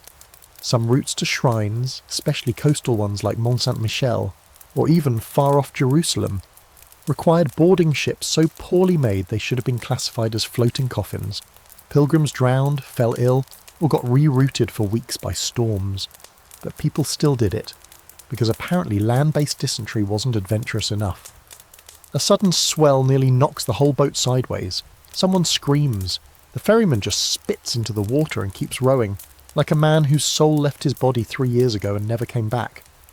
After an hour of what feels like being slowly digested by Neptune, you spot land, a small rocky spit with a stone chapel balanced on top like a thimble on a needle. The boat bumps ashore with a crunch that nearly sends everyone flying. You scramble off, knees wobbling, soaked to the shins. Ellen is white-faced, but still standing, barely. The chapel is humble, circular walls, a slate roof, a door hanging at a slight angle, but inside it's candlelit and quiet. A single statue dominates the room, a woman with one hand lifted in blessing, the other holding a boat carved from driftwood. The plaque says it's St. Thecla, protector of travellers at sea. You say a quick, grateful prayer. You don't even know if she's real, but she's your favourite now. Some pilgrims spend the night in the chapel. You and Ellen find shelter under an overhang nearby. The rocks are sharp, the wind relentless, and you have to take turns keeping the fire lit. But the stars are brilliant, scattered like salt across black velvet, and the ocean has calmed to a soothing hush. For once, you don't feel like the world is trying to kill you, just remind you who's in charge. You talk quietly about what you miss. Ellen says she misses silence, real silence. Not the absence of words, but the absence of people. You say you miss fresh bread and the sound of your mother singing while she swept the floor. She smiles at that, doesn't say anything. You both drift off eventually, curled in threadbare cloaks, dreaming of better beds and fewer fleas. In the morning, the tide's out and the boat's gone. The ferryman apparently runs a one-way service and zero customer support. So you walk, picking your way across muddy flats that suck at your boots like they're trying to keep you as a souvenir. By noon, you rejoin the main road, back in among pilgrims on foot, all looking various shades of traumatised and soggy. One man swears the fish in that inlet whispered Latin. No one believes him. He says it again anyway. You stop for rest at a roadside shrine, a simple wooden post with a carved shell at the top and a small basin filled with rainwater. You splash your face and realise your skin feels permanently wind-chapped and sea-salted. Ellen pokes the water with her finger and says, "Do you think it counts as holy if a bird pooped in it?" You consider. Maybe if the bird's been to Rome. Further down the trail you pass a marker stone, worn, barely legible, but still there. It lists distances to 3 major shrines, one of which is your final goal. Seeing it etched in stone feels like seeing your own name in the stars. It's real. You're close. Sort of. In the medieval sense of close, which still means several days, at least 2 more disasters, and probably another dream where someone offers you food and then turns into a donkey. There's a spring ahead, famous for healing foot ailments, or at least that's the rumour. When you reach it, you find a dozen pilgrims seated around a muddy hole in the ground, soaking their torn-up feet and groaning in ecstasy. The water smells faintly of copper and moss. You hesitate, then peel off your boots and dunk your feet in. It stings, it burns, then it numbs, then somehow you feel better. Ellen sits beside you, her legs stretched out, eyes closed like she's basking in the memory of having 10 functional toes.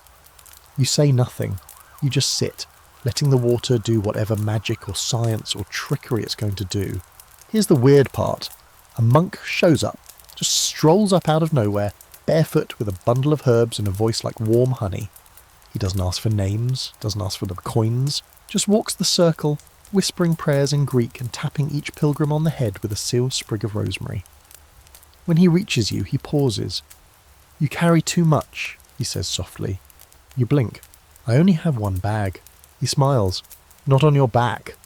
And then he moves on. You don't know what to do with that. Ellen shrugs when you glance at her. "He said I walk like I've been stabbed in the soul." You nod slowly. Well, accurate. He disappears into the woods not long after, like he was never there at all. Later, as you're lacing up your boots and pretending not to cry from the sting, you find a scrap of paper tucked in your sock. Just 1 line. "Drink only what you bless first." It's not your handwriting. It's also not something you plan to test because you're none to man. 90% sure someone's trying to add accidental poisoning to your bingo card. You set off again, the road stretching out in front of you like it always does. Ellen walks ahead, whistling once more. Your feet hurt less. Your back still aches. Your soul feels complicated. But you're still walking, and somehow that's starting to feel like enough. You smell Jerusalem before you see it. Well, a Jerusalem anyway. Not the real one. You're not nearly that far south. This is the knockoff version. The miniature holy city promised to pilgrims who couldn't make the full trip across the Mediterranean, but still wanted bragging rights. They're popping up more and more, these substitute sacred destinations, built by ambitious clergy with surplus limestone and generous interpretations of divine instruction. This one's famous in a local kind of way. Little Jerusalem, someone called it 2 towns ago, somewhere between a grimy bowl of lentil mash and a fight over whose turn it was to sleep closer to the fire. Has the Stations of the Cross and everything. They even carved a tomb. You didn't believe it until now, standing on a rocky path overlooking a valley where a cluster of domes and chapels sits nestled in dusty hills, radiating just enough holiness to make your blistered feet reconsider their plans to quit the team. Even Ellen stops humming. The air smells like dry earth, incense, and faintly of donkeys, a good sign. As you descend toward the site, more pilgrims join the trail, limping, chanting, clutching rosaries and hand-carved crosses. Some carry bundles of herbs or jars of soil. One man's dragging a full-sized wooden crucifix on his back, groaning dramatically with each step like he's in a travelling passion play. No one tells him to stop. If anything, they clear a path. At the entrance gate, a deacon in a faded red robe waves you in. "Welcome to the Holy Replica," he says, like it's a roadside attraction. "Pilgrim coins accepted. Indulgence forms inside." He points to a wooden booth that looks suspiciously like a medieval lemonade stand, only instead of lemonade, it's selling absolution. You don't even blink anymore. The place is laid out to mirror the layout of actual Jerusalem, or so the signs claim. You're sceptical considering the scale feels off and one of the gates is definitely a repurposed barn door. Still, the detail is impressive. Stone carvings, narrow alleys, a hill labelled Golgotha that's just tall enough to give you a nosebleed if you trip on it. At the centre is the crown jewel, a carved replica of the Church of the Holy Sepulchre. It's not full-sized, it might not even be half-sized, but it's there, and people believe, and that's the key. You walk the stones, stopping at each marker. Roman numerals scratched into wood. A picture of Christ falling rendered in dried berries and dust. A plaque that says Veronica wipes his face next to a handkerchief pinned to the wall like someone's laundry got religious. Pilgrims kneel, kiss the ground, weep. You stand watching. Ellen kneels at Station 7. Doesn't get up for a long time. You kneel next to her, just because. You reach the tomb around midday. It's carved into a rock wall, a low opening barely tall enough to crawl into. Inside it's quiet, cold and lit by a single oil lamp. A stone slab sits in the centre, covered in wax drippings and worn silk. A monk crouches in the corner, reading scripture aloud in a low chant, rhythm steady and hypnotic. You sit on the floor, pressed against the stone, and close your eyes. This could be real. For a minute, maybe two, you believe it is. You've walked too far, bled too much, and eaten too many mystery stews to turn cynical now. When you emerge into the sunlight again, squinting and blinking, like someone being born, the monk reaches out and touches your forehead with 2 fingers. Your road isn't done, he says softly, but your burden's lighter. You don't ask how he knows. You don't want to break it by making it logical. Here's the thing. Medieval pilgrimage was never really about the destination. Not entirely. Sure, people wanted to reach Compostela, Rome, Jerusalem, but for many the act of going was the whole point, each step a prayer, each ache a confession, every mile a letting go of something too heavy to carry anymore. Some scholars argue that these replica holy sites cheapened the idea of pilgrimage, made it too easy, no risk, no sea monsters, no Saracens with pointy sticks, but others believe they democratized it, gave ordinary people a chance to touch the sacred without needing a boat and a 6-month supply of cheese, and maybe they're both right. You and Ellen sit beneath a fig tree near the edge of the site, sharing a soft loaf of bread and a strip of dried meat that tastes like it was aged inside a boot. You're quiet. Something about this place invites stillness. Even the birds seem to sing softer here. She turns to you. Would you go all the way to the real Jerusalem? You shrug. If I thought I'd survive it. She nods. My sister wanted to. I think she made it. But she never came back. There's nothing to say to that. So you don't. You rest the afternoon away. Ellen naps. You wander the edge of the site, watching pilgrims come and go. Some arrive barefoot. Others carry relics wrapped in cloth, placing them against the stone walls like they're plugging them into a divine outlet. One man dances in circles, singing in a language you can't place. A woman whispers into a crack in the rock, pressing her ear to listen for a reply. People need something. Whatever this place offers, they are here for it. Before you leave, you stop at the booth marked Official Documents of Completion. The deacon offers you a scroll with your name, misspelled of course, and a stamped symbol that looks like someone tripped while drawing a halo. You've done the Holy Circuit, he says. Not all do. You almost don't take it. But then you do. Because why not? You've earned at least one souvenir that doesn't smell like suffering. As you walk away, Ellen pulls out a stone she picked up near the tomb. Small, white, perfectly round. She holds it up. I'll give this to my mother. Tell her it touched holy ground. You raise an eyebrow. It touched your sock. Same thing at this point, she says, pocketing it. You laugh, a real one. You leave little Jerusalem behind as the sun begins to sink. The road stretches out again, longer than you want it to be, but familiar now, trusted in a way. It creaks underfoot like an old friend with bad knees. You pass a sign carved into wood. Only the broken walk here. You smile, because maybe that's true, but the broken keep walking too. The next town is loud before you even reach the gates. Bells ringing, dogs barking, voices shouting over one another in 5 different dialects. Somewhere someone is singing or possibly wailing, and the clank of hammers against metal rings out like a warning bell made of headache. You and Ellen approach slowly, warily. After the peace of Little Jerusalem, this feels like being drop-kicked into a carnival built by people who've never experienced silence. The guards at the gate don't even bother asking for proof of pilgrimage. They can smell it on you. One of them waves lazily, eyes half closed, and mutters something that might be a blessing or just indigestion. You walk in anyway. It's a market town, big enough to have paved streets, small enough that the paving is mostly wishful thinking. Vendors shout over their stalls, hawking everything from smoked fish to hand-carved rosaries to little cloth pouches filled with holy dust that probably came from someone's backyard. A monk with a beard down to his knees stirs a pot of thick soup with a ladle that's clearly also used for beating people who try to cut in line. You follow the scent of bread to a wide square packed with people. A large wooden platform has been set up in the centre, draped with banners depicting saints you've never heard of and one you're pretty sure doesn't exist. Saint Murdenous, patron of stubborn knees. Sure, why not? But what really grabs your attention are the outfits. Pilgrims here wear entire ensembles, cloaks with elaborate shell patterns, tall felt hats shaped like towers, wooden sandals with soles as thick as fists. One man parades by in a cloak made of woven reeds, another has bells sewn into his collar that jingle with every limp. You and Ellen look like beggars who've just crawled out of a bog. You ask someone what's going on. She grins and says, "Pilgrim pageant. Judges come at sunset. Best dressed wins absolution and a wheel of cheese." You're not sure which one is more valuable at this point, so let's talk about it. Pilgrim fashion. Yes, it was a thing. While most pilgrims just wore whatever they had, usually coarse wool, plain colours, and a strong odour of desperation, there were some who went all in on their outfits. Symbolism mattered.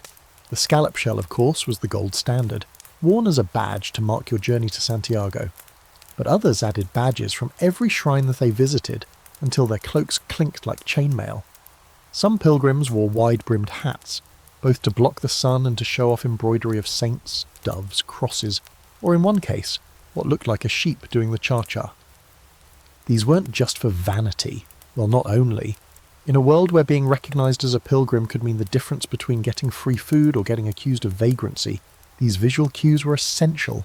Pilgrim fashion was a portable resume. Each shell and stitch said, "I've been through it, please don't stab me."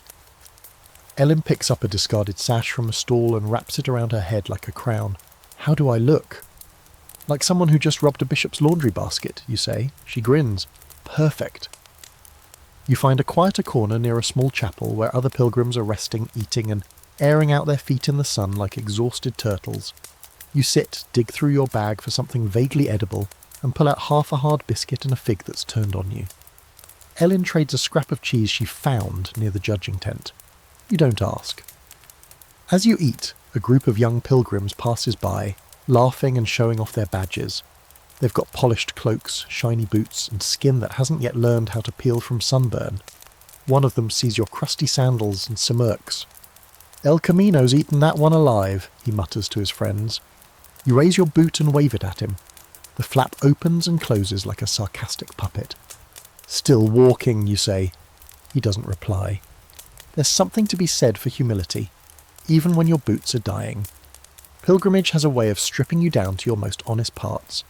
Maybe that's why some pilgrims chose to dress themselves like walking saints, not to elevate themselves, but to remind themselves of what they wanted to be. That, or they just liked looking fancy. Both are fair. You make your way toward the judging tent just to see what all the fuss is about. A friar in elaborate purple robes stands on a platform, eyeing the contestants like they're sacred cattle. He makes a great show of examining each pilgrim's outfit, asking questions about origin, symbolism, and sewing technique. You spot one woman whose cloak is stitched entirely from old prayer scrolls. Another man has sandals carved with the names of every town he's passed through. It's weird. It's brilliant. It's very, very medieval. Eventually the friar awards the prize to a quiet woman in a linen robe with a crown of thorns made from woven grass. Her eyes look sunken, but she stands tall. She says nothing, just accepts the cheese and the scroll and vanishes into the crowd like a blessed ghost. Ellen leans toward you. She didn't even have a shell. Maybe she ate it. The sun begins to dip, turning the town gold and soft. You return to the chapel square, where a local priest is offering vespers for weary travellers. You sit at the back, trying to remember the words to the chant. You fake your way through half of it. Ellen just hums and stares at the altar. When it's over, the priest offers each pilgrim a candle and a blessing. You take yours and light it with a shaky hand. It's a small thing, wax and string, but it feels like proof that you're still here, that you're still walking. You sleep in the market hall that night, surrounded by snores, soft weeping, and the faint creak of wood settling under the weight of hundreds of dreams. Ellen curls up beside you, her borrowed sash still tied like a crown, her head resting on a pack of clothes she hasn't washed since the first rain. Before you drift off, you check your pouch. The medallion's still there. The scroll, the smooth white stone Ellen gave you after Little Jerusalem. Tiny things, heavy with meaning, or maybe just heavy with dirt and sentiment. You can't tell anymore. Your dreams are a patchwork tonight. Shouting crowds, the smell of beeswax, the echo of that friar's voice naming saints you've never heard of. Somewhere in there you see yourself wearing nothing but shells and sunburn, walking through a forest of broken boots. You wake at dawn with one thought. It's not about what you wear. It's about how far you keep walking after it all starts falling apart. You leave the market town with the smell of roasted chestnuts still clinging to your tunic and the faint, greasy memory of too many strangers pressed shoulder to shoulder. The road beyond the gates feels like a relief, even with the mud, even with the faint drizzle that immediately soaks through your hood. You'd take rain over crowds any day. The chaos, the pageantry, the man in full rooster costume swearing he was channeling St. Crispin. It's all behind you now. You and Ellen walk in silence, your cloaks flapping like tired flags, the wind tugging at your sleeves like a needy child. After a few hours, the path veers toward a tall spire rising from a hillside. Not a town, not a city.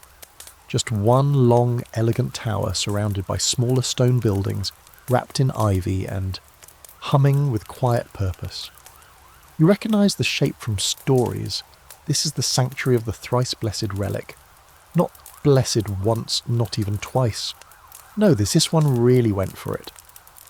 The legend is simple and suspicious. 3 different bishops, on 3 separate occasions, blessed the same relic, each unaware of the other. So obviously, it tripled in power. Or holiness. Or spiritual voltage, depending on your theological leanings. The relic in question, a finger bone said to belong to St. John the Baptist. You're pretty sure you've heard of at least 5 other churches making the same claim, but this one really leans into it. The sanctuary gates are open. A monk greets you without speaking, simply bowing and gesturing you inside. His robes are thick and woven with a spiral pattern you don't recognise, and his beard has its own wind pattern. He smells like wax and book dust. Inside, the air is thick with incense, not the gentle kind. This is full-throttle, holy fog machine incense, strong enough to blind a heretic. You blink through it and step into the main chamber, where the relic sits behind thick glass, encased in a golden reliquary shaped like a hand, giving a vaguely approving thumbs up. You stare. Is that anatomically correct? Ellen whispers beside you. No, you murmur back, but it is extremely confident. People file past it slowly, pressing their fingers to the glass or whispering prayers in breathy Latin. Some bow, a few kneel. One woman sobs like she's meeting a lost relative. You don't kneel, but you do pause. There's something strange about the air here. Not just the incense, something deeper. It hums. Of course, the gift shop is in the next room. That's not sarcasm. There's actually a gift shop.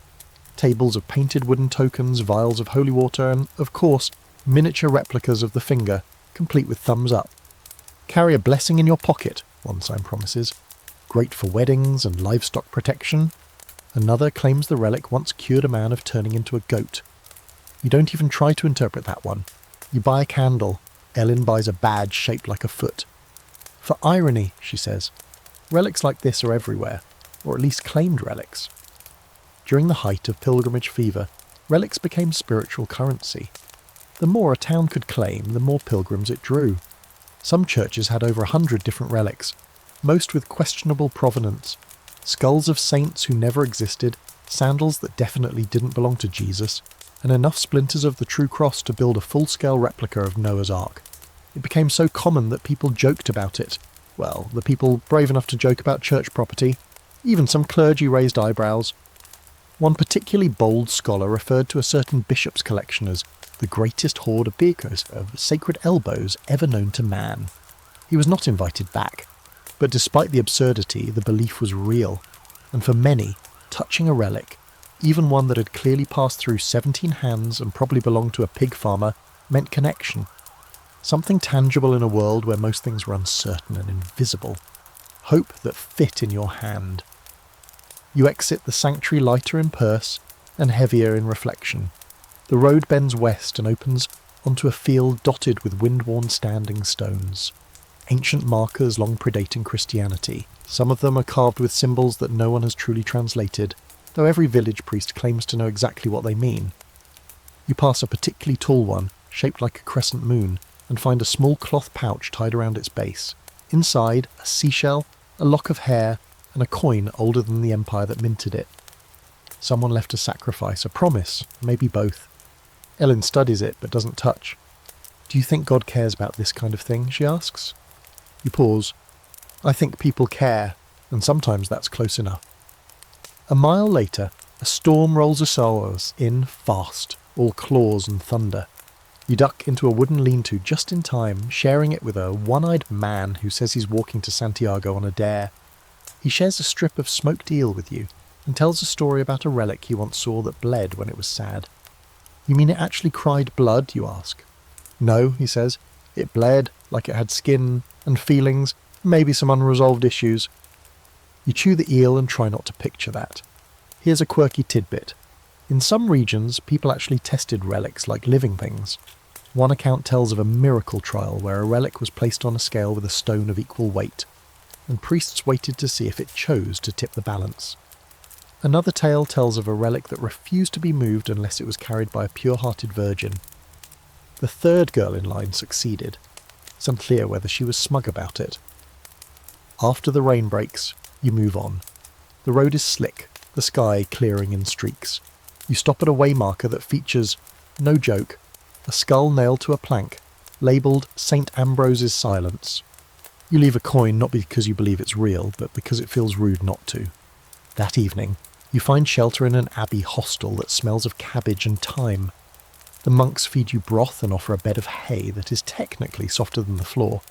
You eat beside Ellen in silence, your mind still drifting back to the gold case, the Relic's glass, the smell of smoke that lingered like memory. You lie awake long after the candles are snuffed, staring at the ceiling beams and wondering how many of the relics you've seen were real. How many were fake? How many were both and neither? You think of the people kneeling beside you, of their faces, of their hope, and you think maybe that's the point. Not whether the finger was real, but whether you needed it to be. It's raining again. Not the dramatic thundering sort that makes for good stories, but a long, slow drizzle that leaks into your bones and makes your clothes cling like guilt. Everything smells like damp wool and stale onions. The sky's a flat sheet of dull grey, and even the birds seem to have called in sick. You trudge forward Entilled way, the road beneath your feet soggy and rutted, your sandals making wet sucking sounds with every step like the earth is trying to pull you down. Ellen's not far ahead. She doesn't say much these days, not unless she has to. Her pack hangs lopsided, a strip of cloth fluttering from the strap like a tattered flag.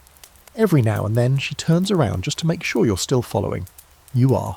Of course you are. Quitting now would feel like dying with your boots still on.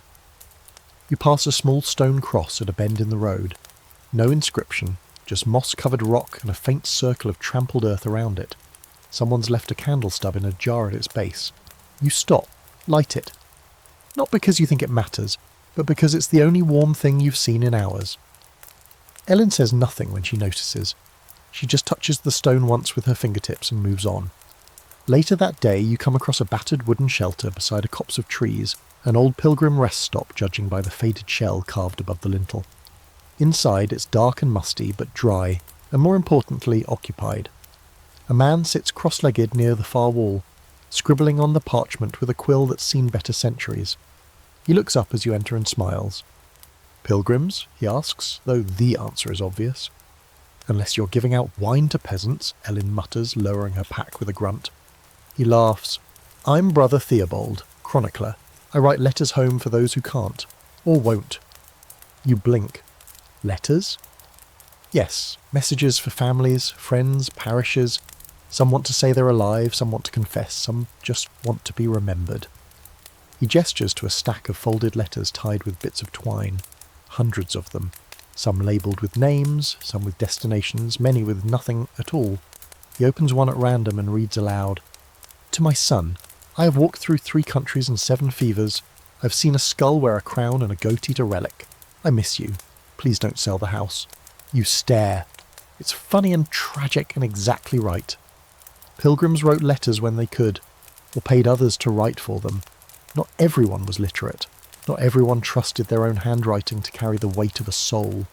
So they sought out monks like Theobald, who sat in roadside shelters or town squares, quills stained with tears and ink, transcribing the burdens of hundreds of strangers. Some messages were delivered, others were never sent, either because they were undeliverable or because the pilgrim didn't survive. Monks often kept them anyway, stored in baskets or pinned to chapel walls, anonymous testaments to journeys that ended without closure. They became part of the route itself, a second pilgrimage made of words and waiting. You sit and ask Theobald to write a letter for you. To who? He asks gently. You think for a long time. To no one, you say finally. Just write it down. He nods, dips the quill and waits. You speak quietly. I'm still walking. My feet are ruined, my cloak's torn. I've seen fake relics and real miracles. I've hated the road and loved it. I've cursed saints and begged forgiveness. I miss hot food, dry clothes, and the young smell of my mother's hands. I don't know if I'll make it, but I'm still going. Theobald writes every word. When you're done, he folds the letter and tucks it into a small wooden box. Maybe someone will find it, he says. Maybe that's enough. Ellen writes one too. You don't hear what she says. She walks away afterward, silent. Her shoulders look a little less heavy. You spend the night in the shelter, huddled close for warmth. Rain drums softly on the roof. Theobald keeps writing by candlelight, copying something into a larger book, his own chronicle maybe, a record of pain and persistence. You drift to sleep listening to the scratch of his pen and the soft sighs of the trees outside. The next morning you leave without ceremony. Theobald waves you off, already deep in another letter for another lost voice. You carry nothing new except the knowledge that someone, somewhere, may someday read the words you spoke in the dark. It's not much, but it's more than nothing.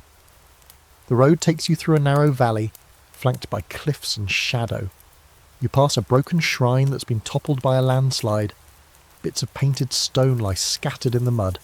A fragment of a saint's face still visible in one. You kneel and touch it. The smile is chipped, but still there.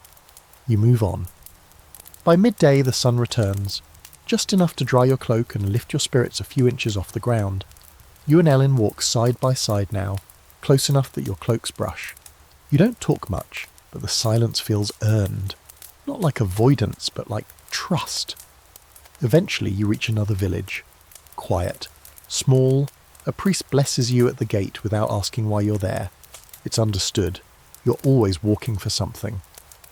In the square, a boy runs up and hands you a letter. You blink in surprise. It's for a pilgrim, he says. No name. Found it in the chapel wall. Father said to give it to the next one who looked like they needed it. You open it. It reads, To the one who follows, I did not make it, but you might. Keep walking, keep hoping, it matters. You look at Ellen. She's already wiping her eyes. You fold the letter and tuck it into your pouch. You won't forget. You don't punch him right away. You think about it, several times actually, but in the end, you just stare at the greasy little man and weigh the spiritual consequences against the temporary satisfaction of knocking his teeth out. He's standing behind a table outside a roadside tavern, beneath a banner that reads, Pilgrim Justice, Mediation and Penance here. His robe is too clean, his smile too toothy, and his hands are suspiciously soft for someone who claims to have walked from Lyon with nothing but a bowl and a Bible.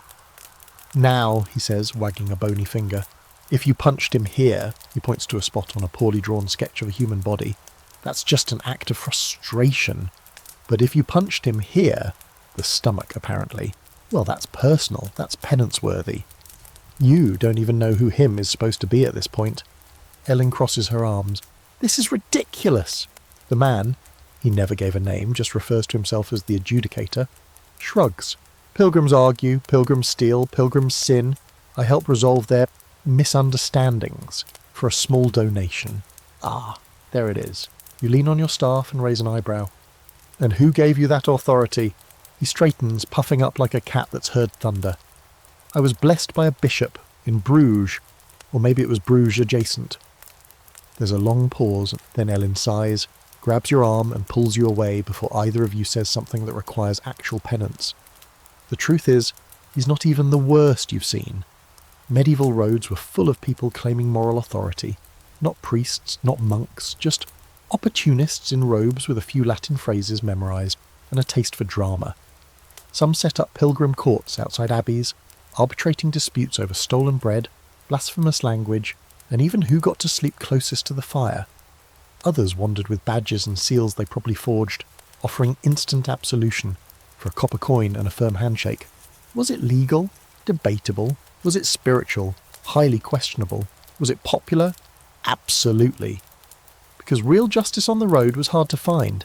If a fellow pilgrim stole your food or your shoes, or worse, you couldn't exactly take them to court, especially if you were days from the nearest town and no one spoke your language. So these makeshift mediators became weirdly essential, even when everyone knew they were playing fast and loose with divine authority. You spend most of the day walking off the encounter. The path curls through a pine forest, soft underfoot, the scent of resin in the air like incense made by trees. For a while you don't talk, you just walk, the quiet thick and comforting, broken only by the occasional bird call and the creak of your gear. Then Ellen says, "You know, I actually did punch someone once, early on." You look over, she shrugs. "You tried to steal my shell, said I didn't look pious enough." You try to picture someone being brave or dumb enough to say that to Ellen, and manage to live through it. "What happened?" She smirks.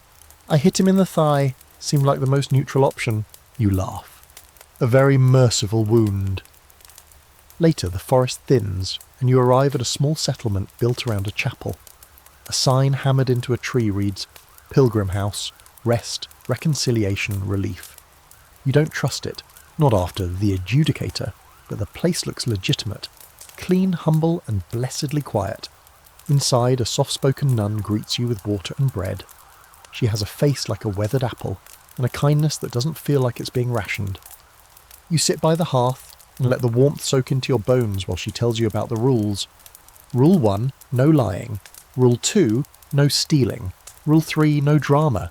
You ask what counts as drama. She smiles. You know it when you hear it. She shows you a wall covered in little wooden tokens, each one carved with a symbol and a name. Those who have made amends here, she assumes, she explains. They leave something behind to remind themselves, and to inspire others. You study them.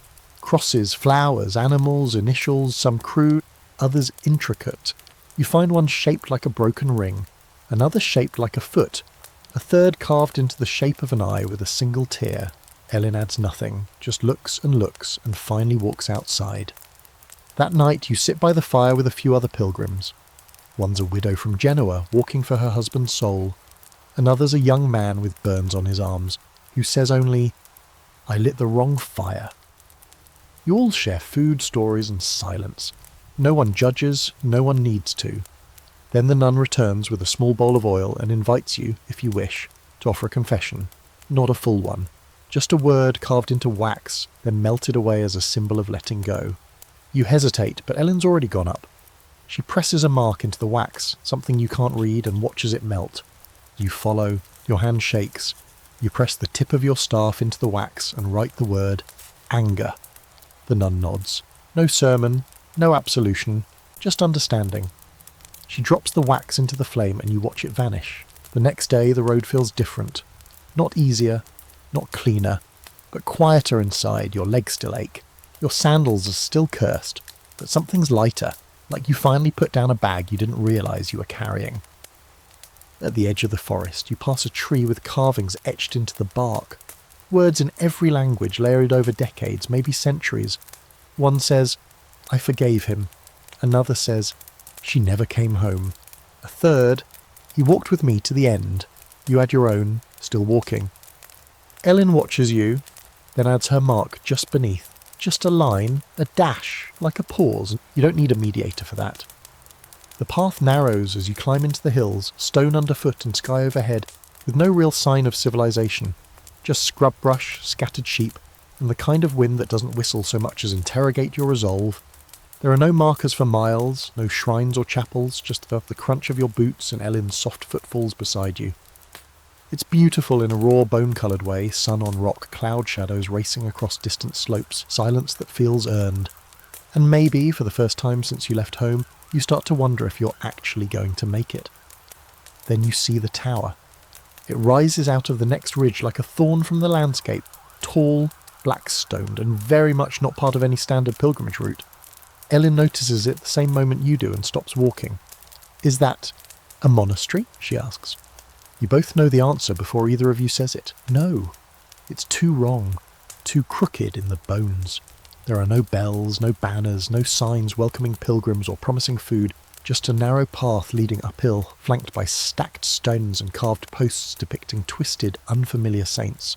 One holds a fish with teeth, another a flaming heart with no eyes. A third figure stands over a kneeling crowd, arms outstretched like they're catching rain or lightning. "Let's not," you say, voice low, but you keep walking toward it anyway. Of course you do. Because the next proper town is too far to reach before nightfall, and you've heard whispers of way stations like this, cloistered retreats not on official maps, where old practices still linger, fringe communities that believe their path is the real one. The church doesn't always condone them, but they don't shut them down either. Too remote, too inconvenient, too strange. The door is carved with symbols you don't recognise, circles within circles, stars that look like they're melting. You knock, no answer. Ellen looks at you, shrugs and pushes it open. The inside smells like rosemary and candle soot. It's dark, lit by only a few oil lamps hung low over a central chamber. A woman in a pale robe sits at the far end, writing in a book the size of a cradle. She looks up slowly, her eyes shadowed. "Pilgrim," she says. It's not a question, it's a diagnosis. She offers you food, dark red, dried fruit, a thick tea that tastes like licorice and smoke. You eat in silence, watching her move through the room like a ghost who forgot to be tragic. She says she's Sister Amaranth, and this place is a house of the walking flame. No one asks what that means, not even Ellen. You rest there, vaguely unsettled. The floor is warm, too warm, like there's a fire somewhere just beneath it. You notice the walls are covered in writing, pilgrim confessions carved into the wood, layer upon layer. Some are scratched so deeply the planks have cracked.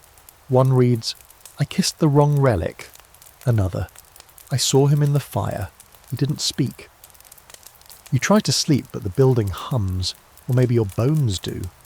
In the morning, Sister Amaranth offers you both a blessing. Not the usual kind. She draws a symbol on your forehead with ash, and whispers a chant that sounds like Latin filtered through water. You let her, not because you trust her, but because you're too tired to argue. Then she gives you a map.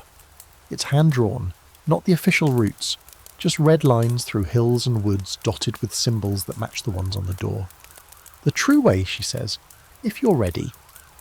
Ellen folds the map and tucks it into her pack, doesn't say a word. You leave without looking back. 2 miles later, you come across a small shrine with offerings, but they're strange.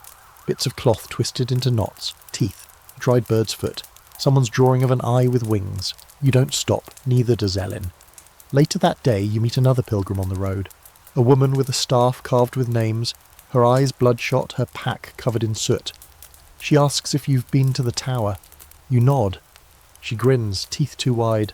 He's watching again, you can feel it. You don't ask who he is. Ellen steps between you and says, "Keep walking." You do, and here's where it gets blurry. There are stories, always were, about heretical detours on the pilgrimage routes. Sacred errors, some called them. Places of half-truth and cracked devotion, where rituals twisted into something else over generations. Not evil, just warped, forgotten by the church, beloved by those who felt left behind by its rules. Most of the time these places burned out or vanished. Others just changed their names and waited. Some historians say they were rooted in older, pre-Christian traditions that clung to the pilgrimage routes like moss to stone. Others think they were just the desperate dreams of people who wanted something holier than Rome could offer. Either way, they existed, and you've just walked through one. That night you and Ellen camp far from the road, lighting no fire, sleeping back to back. The wind stirs the leaves like voices. You dream of stairs that go down forever, of a man wrapped in ash robes who holds your letter and says, "This is not enough." You wake with the taste of ash on your tongue. Ellen's already awake, staring into the trees. "I think we're off the map," she says. You nod. You both decide to stay on the main path from now on. For 3 days you don't see another shrine. It's like the land itself is fasting. Just hills and silence and the occasional carved stone, too worn to read. You start to wonder if you imagined the tower, but the map is still in Ellen's pack, and the ash mark on your forehead hasn't fully faded. When you finally reach a town, you head straight to the church. A real one. Normal. Safe.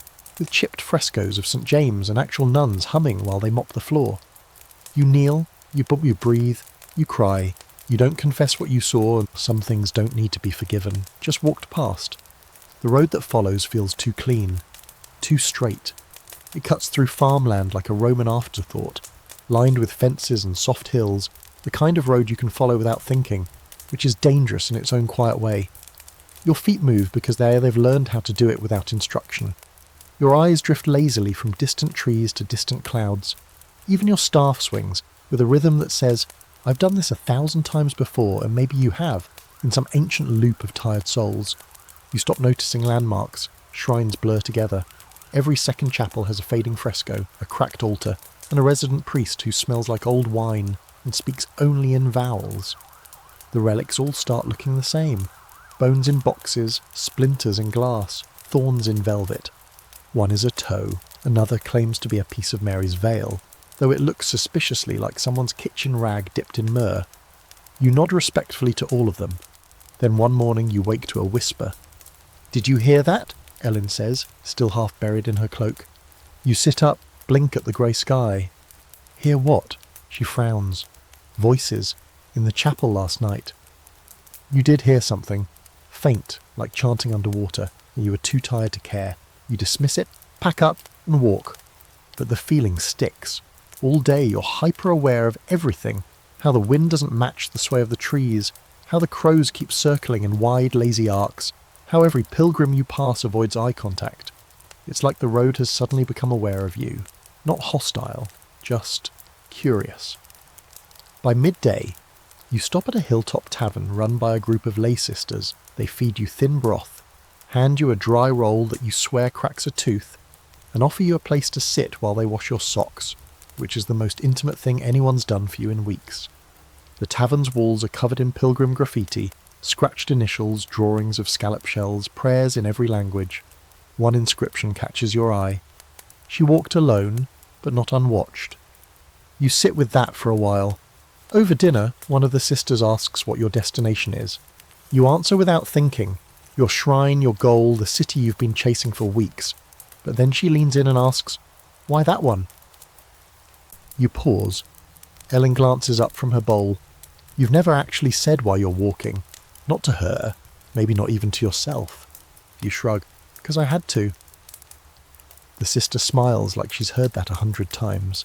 Most people don't know. That's why they keep walking, hoping the road will explain it before they reach the end. You sleep under their roof that night, in a room full of old straw mattresses, and even older saints watching you from the walls. Painted eyes, peeled by time. You roll onto your side and stare into the dark, wondering if the road really does know what it's doing, or if it's just leading you in wide, thoughtful circles until your legs forget to argue.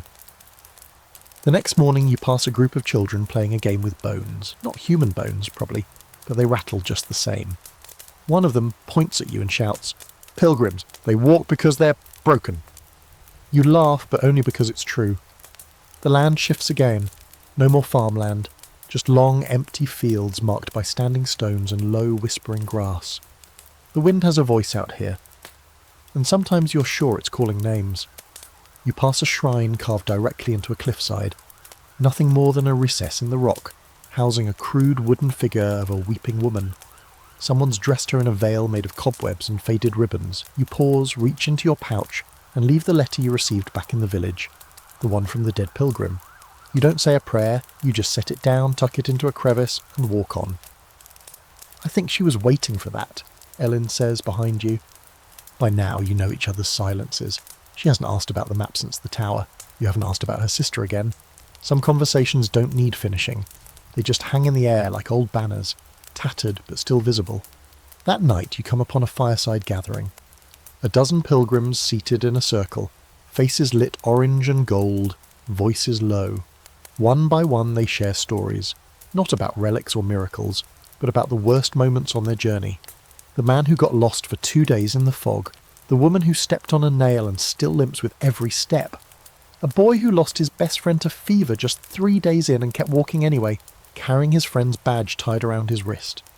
You're invited to speak. Ellen goes first.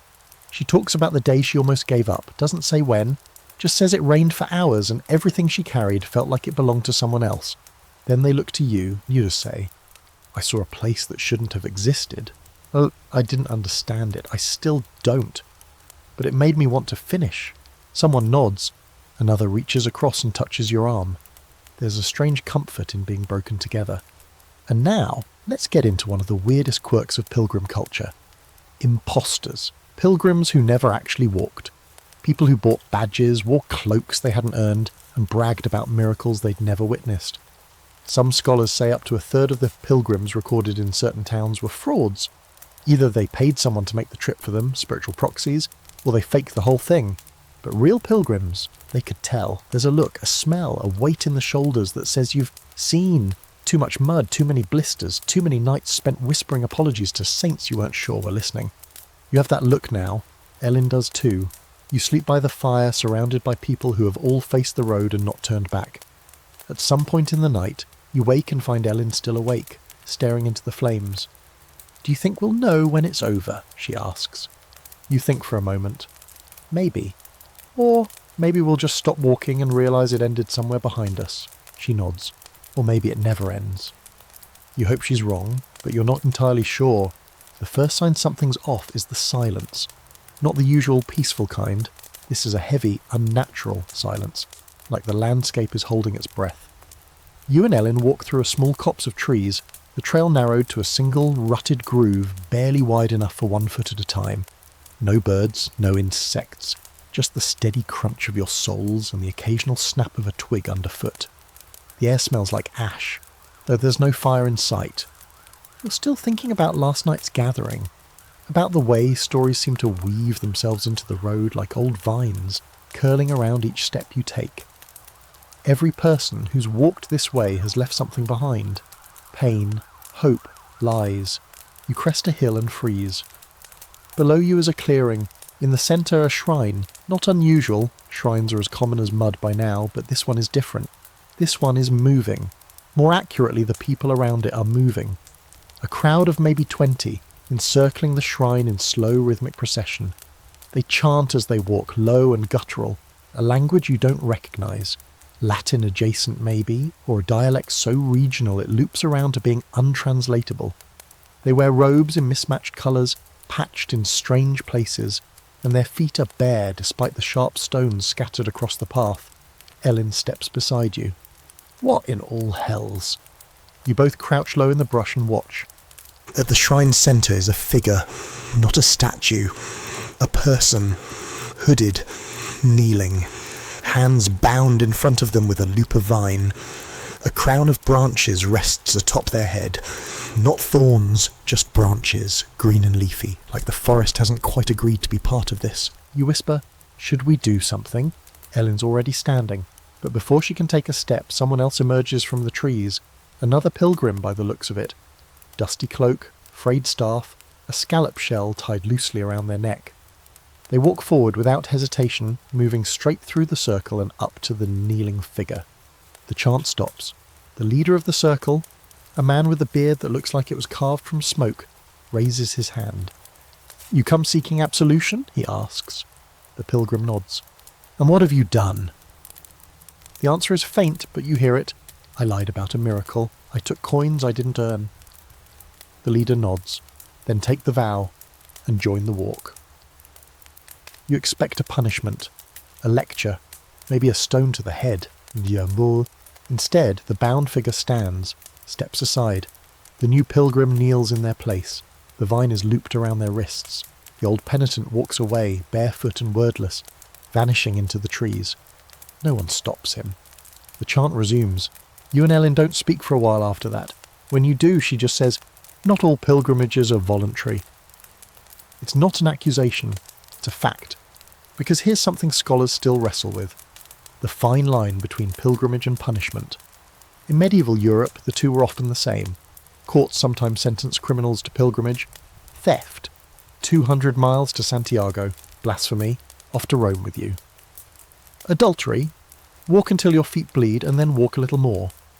For some, it was an alternative to prison or death. For others, it was a spiritual reboot.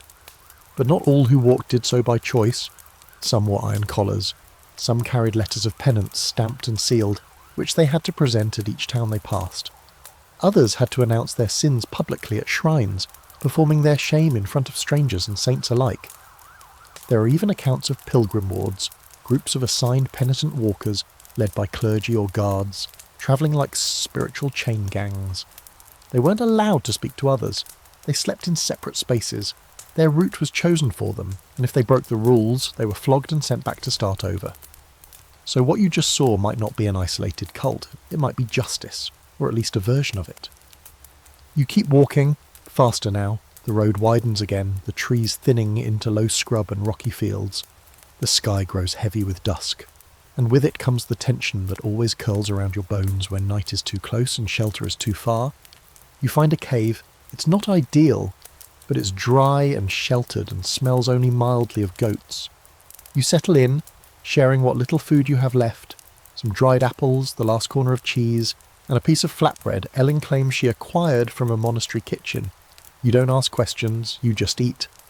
Later, as you lie with your cloak pulled over your head, Ellen speaks into the dark. You think it matters, if they chose it or not? You know what she means. I think the road only cares that they walk. She's quiet for a moment, then, that's bleak. True though. Outside, something howls in the distance. Fox or wolf, or most likely a pilgrim who finally stepped on the wrong route. You dream that night of a courtroom with no judge, just rows of saints, all blindfolded, all listening to testimonies whispered in languages you've never heard. When it's your turn to speak, you open your mouth and nothing comes out. You wake before dawn with your throat dry and your heart pounding. You drink the last of your water. At sunrise, you set off again. The road seems softer somehow, less like punishment, more like a puzzle. You walk in silence until you reach a crossroads. There's no sign, just a small post with 4 notches carved into it, north, east, south, west, and a bowl of stones beneath it. You pick one up and feel its weight in your hand. Ellen says, "Left feels honest, right feels fast." You toss the stone, let it decide. It lands pointing straight ahead. You walk forward. No justice, no map, just the road and the sound of your own footsteps. You don't notice the first tattoo until the 3rd pilgrim passes you. It's early morning. The sun's just dragging itself up over the hills like it regrets signing the contract. You're following a well-worn path along a ridgeline, the sky soft and gold, when a man walks by with his sleeves rolled up and a fresh black design winding down his forearm. Bold, unmistakably a scallop shell flanked by 2 crossed staffs. Ellen notices too. That's new. He doesn't stop to talk, just nods and keeps walking. But less than an hour later you pass another. A woman with a tattooed ankle, the linework faded but still clear, a stylized Jerusalem cross. Then another, a small circle inked behind a young man's ear, with 4 dots around it. You've seen plenty of badges, carved staves and stitched icons, but this is different. This is permanent. This is inside skin level devotion. You reach a town by late afternoon, a little place with a squat stone chapel, a few crooked inns, and a cluster of pilgrims gathered around a tiny storefront with a painted sign that reads, "Mark of the Road, Tattoos for the Faithful." You and Ellen stare at it like it might bite. A monk with a shaved head and arms covered in ink stands at the entrance, smiling like he knows your sins and doesn't mind them. "Thinking of making it official?" he asks. You shrug. "Didn't realise the road had a registrar's office." He laughs. "Not everyone gets one. Some pilgrims think it's vanity. Others think it's holy." Ellen folds her arms. "And what do you think?" He considers. "I think some wounds want to be remembered." He gestures you inside. The studio's one small cool room that smells of vinegar, ink and beeswax. The walls are covered in hand-drawn designs, saints, crosses, winding roads, feet, fire, water, birds, fish, tears, and everywhere, shells.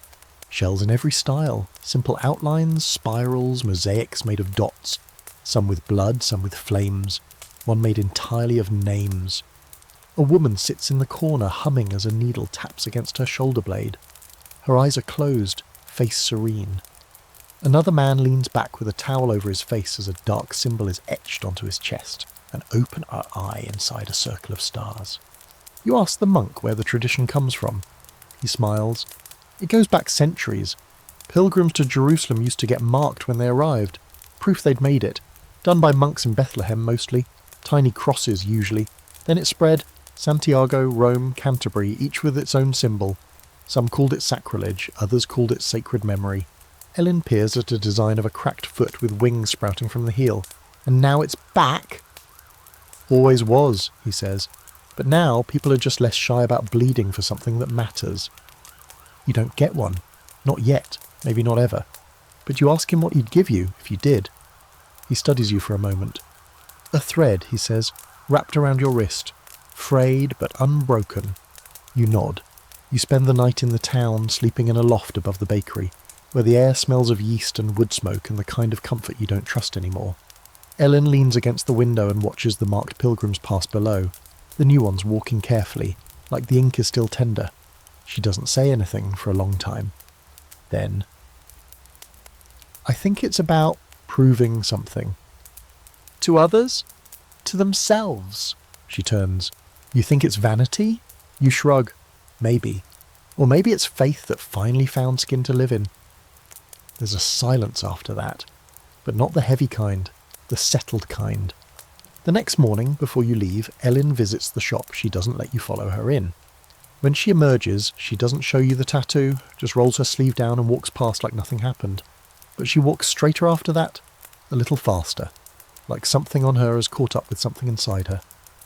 As you leave the town, you pass a stone marker with the old graffiti carved into it. If your feet forget the path, your skin will remember. You keep walking, and the road, as usual, keeps throwing curveballs. A few miles on, you meet a woman selling souvenirs under a tree.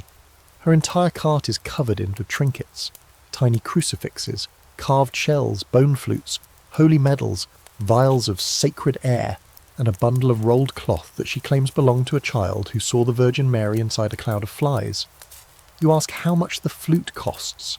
She smiles, toothless. For you, one story. Ellen's already walking away.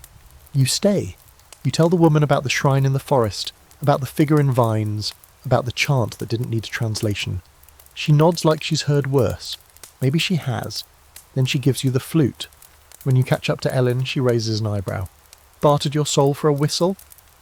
Technically, I bartered your soul. I just told the story.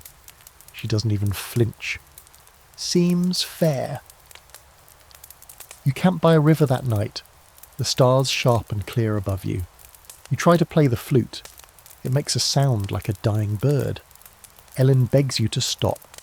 You sleep with the thing tucked into your cloak anyway. You're starting to collect things, not by choice. They just accumulate. The letter, the stone, the medallion, the useless flute. And now, Ellen's mystery tattoo. Little proof points that this journey has happened, that it's changing you, whether or not you make it all the way. And here's a quirky twist. Some pilgrims did this too. They stitched stories into their cloaks, wore beads for every shrine, notched their staffs, branded themselves, not because they forgot, but because the body remembers what the soul sometimes tries to erase. You fall asleep that night with the aching feet and an odd sense of peace, because even if you can't see the finish line yet, at least you've left footprints, and maybe somewhere down the road someone else will find them and know they're not walking alone. In the morning, Ellen whistles the melody you were trying to play, and nails it. The sign at the town gate doesn't say welcome, it says returned pilgrims only, in thick crooked letters, painted in what might be blood or possibly just bad berry ink. You and Ellen stop beneath it, both of you squinting up like it's a puzzle you're not quite prepared to solve. It hangs from a beam of wood that looks like it was torn off a barn and nailed back together by someone who had feelings about it. I didn't realise that was a category, you say. Ellen snorts. Guess we're halfway qualified. The guard at the entrance, more a man with a stick and an exaggerated sense of authority than an actual guard, leans on his pole and watches you with narrow eyes. You returning or just pretending? You open your mouth, then close it again. Ellen steps forward. Returning, he nods once and moves aside. No paperwork, no stamp, no questions, just a silent judgment that follows you through the gate like a very bored angel with a clipboard. The town is small but fortified, with thick stone walls and houses built close together, like a flock of birds huddled before a storm.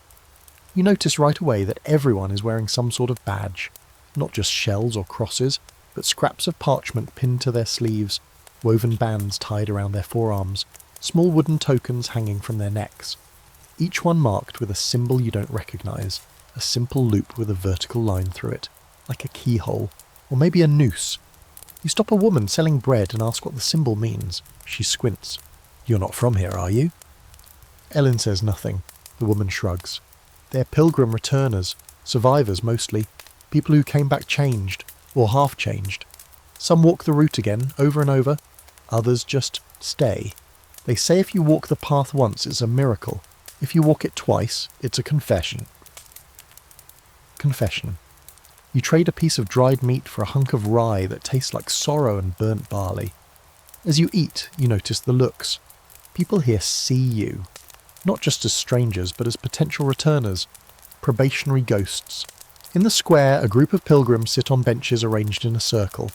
They're silent. Eyes closed. Hands resting palm up on their knees.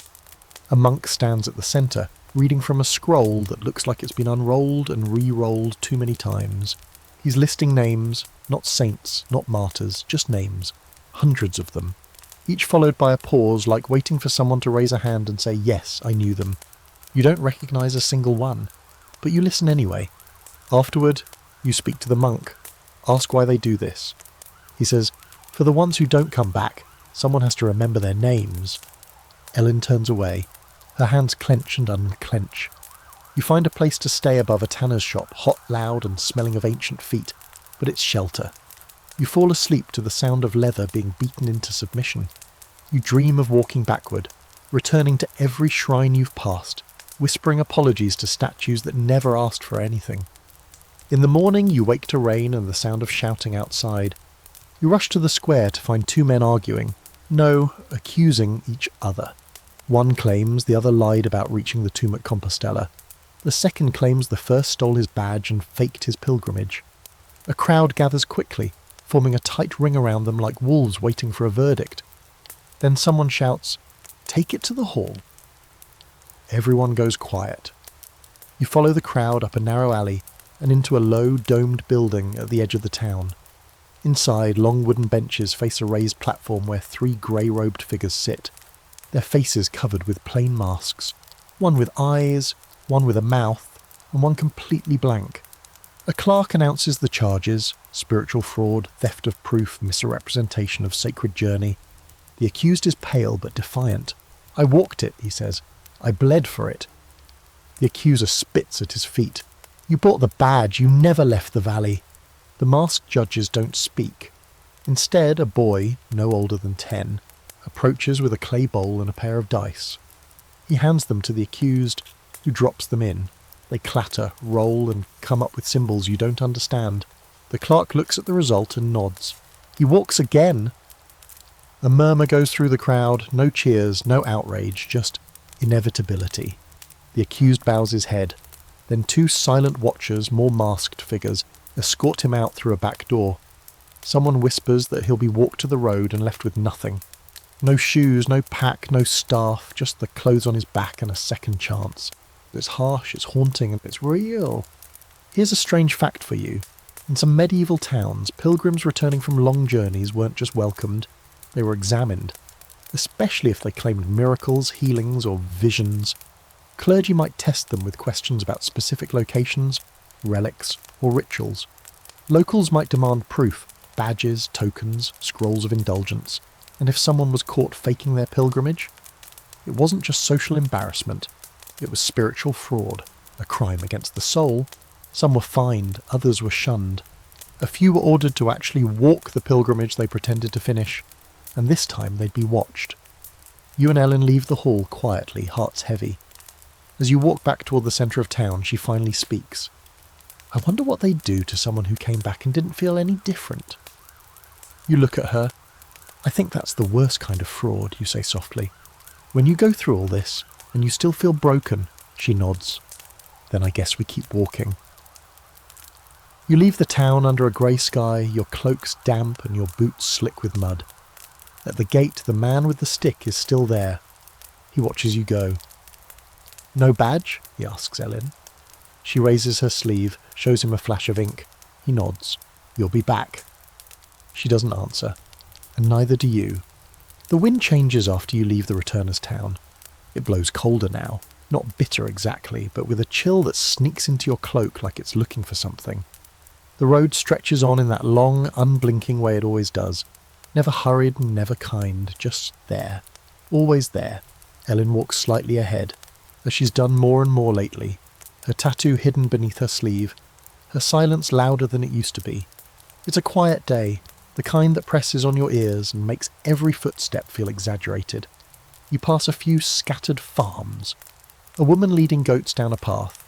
A boy standing in a ditch staring at nothing in particular.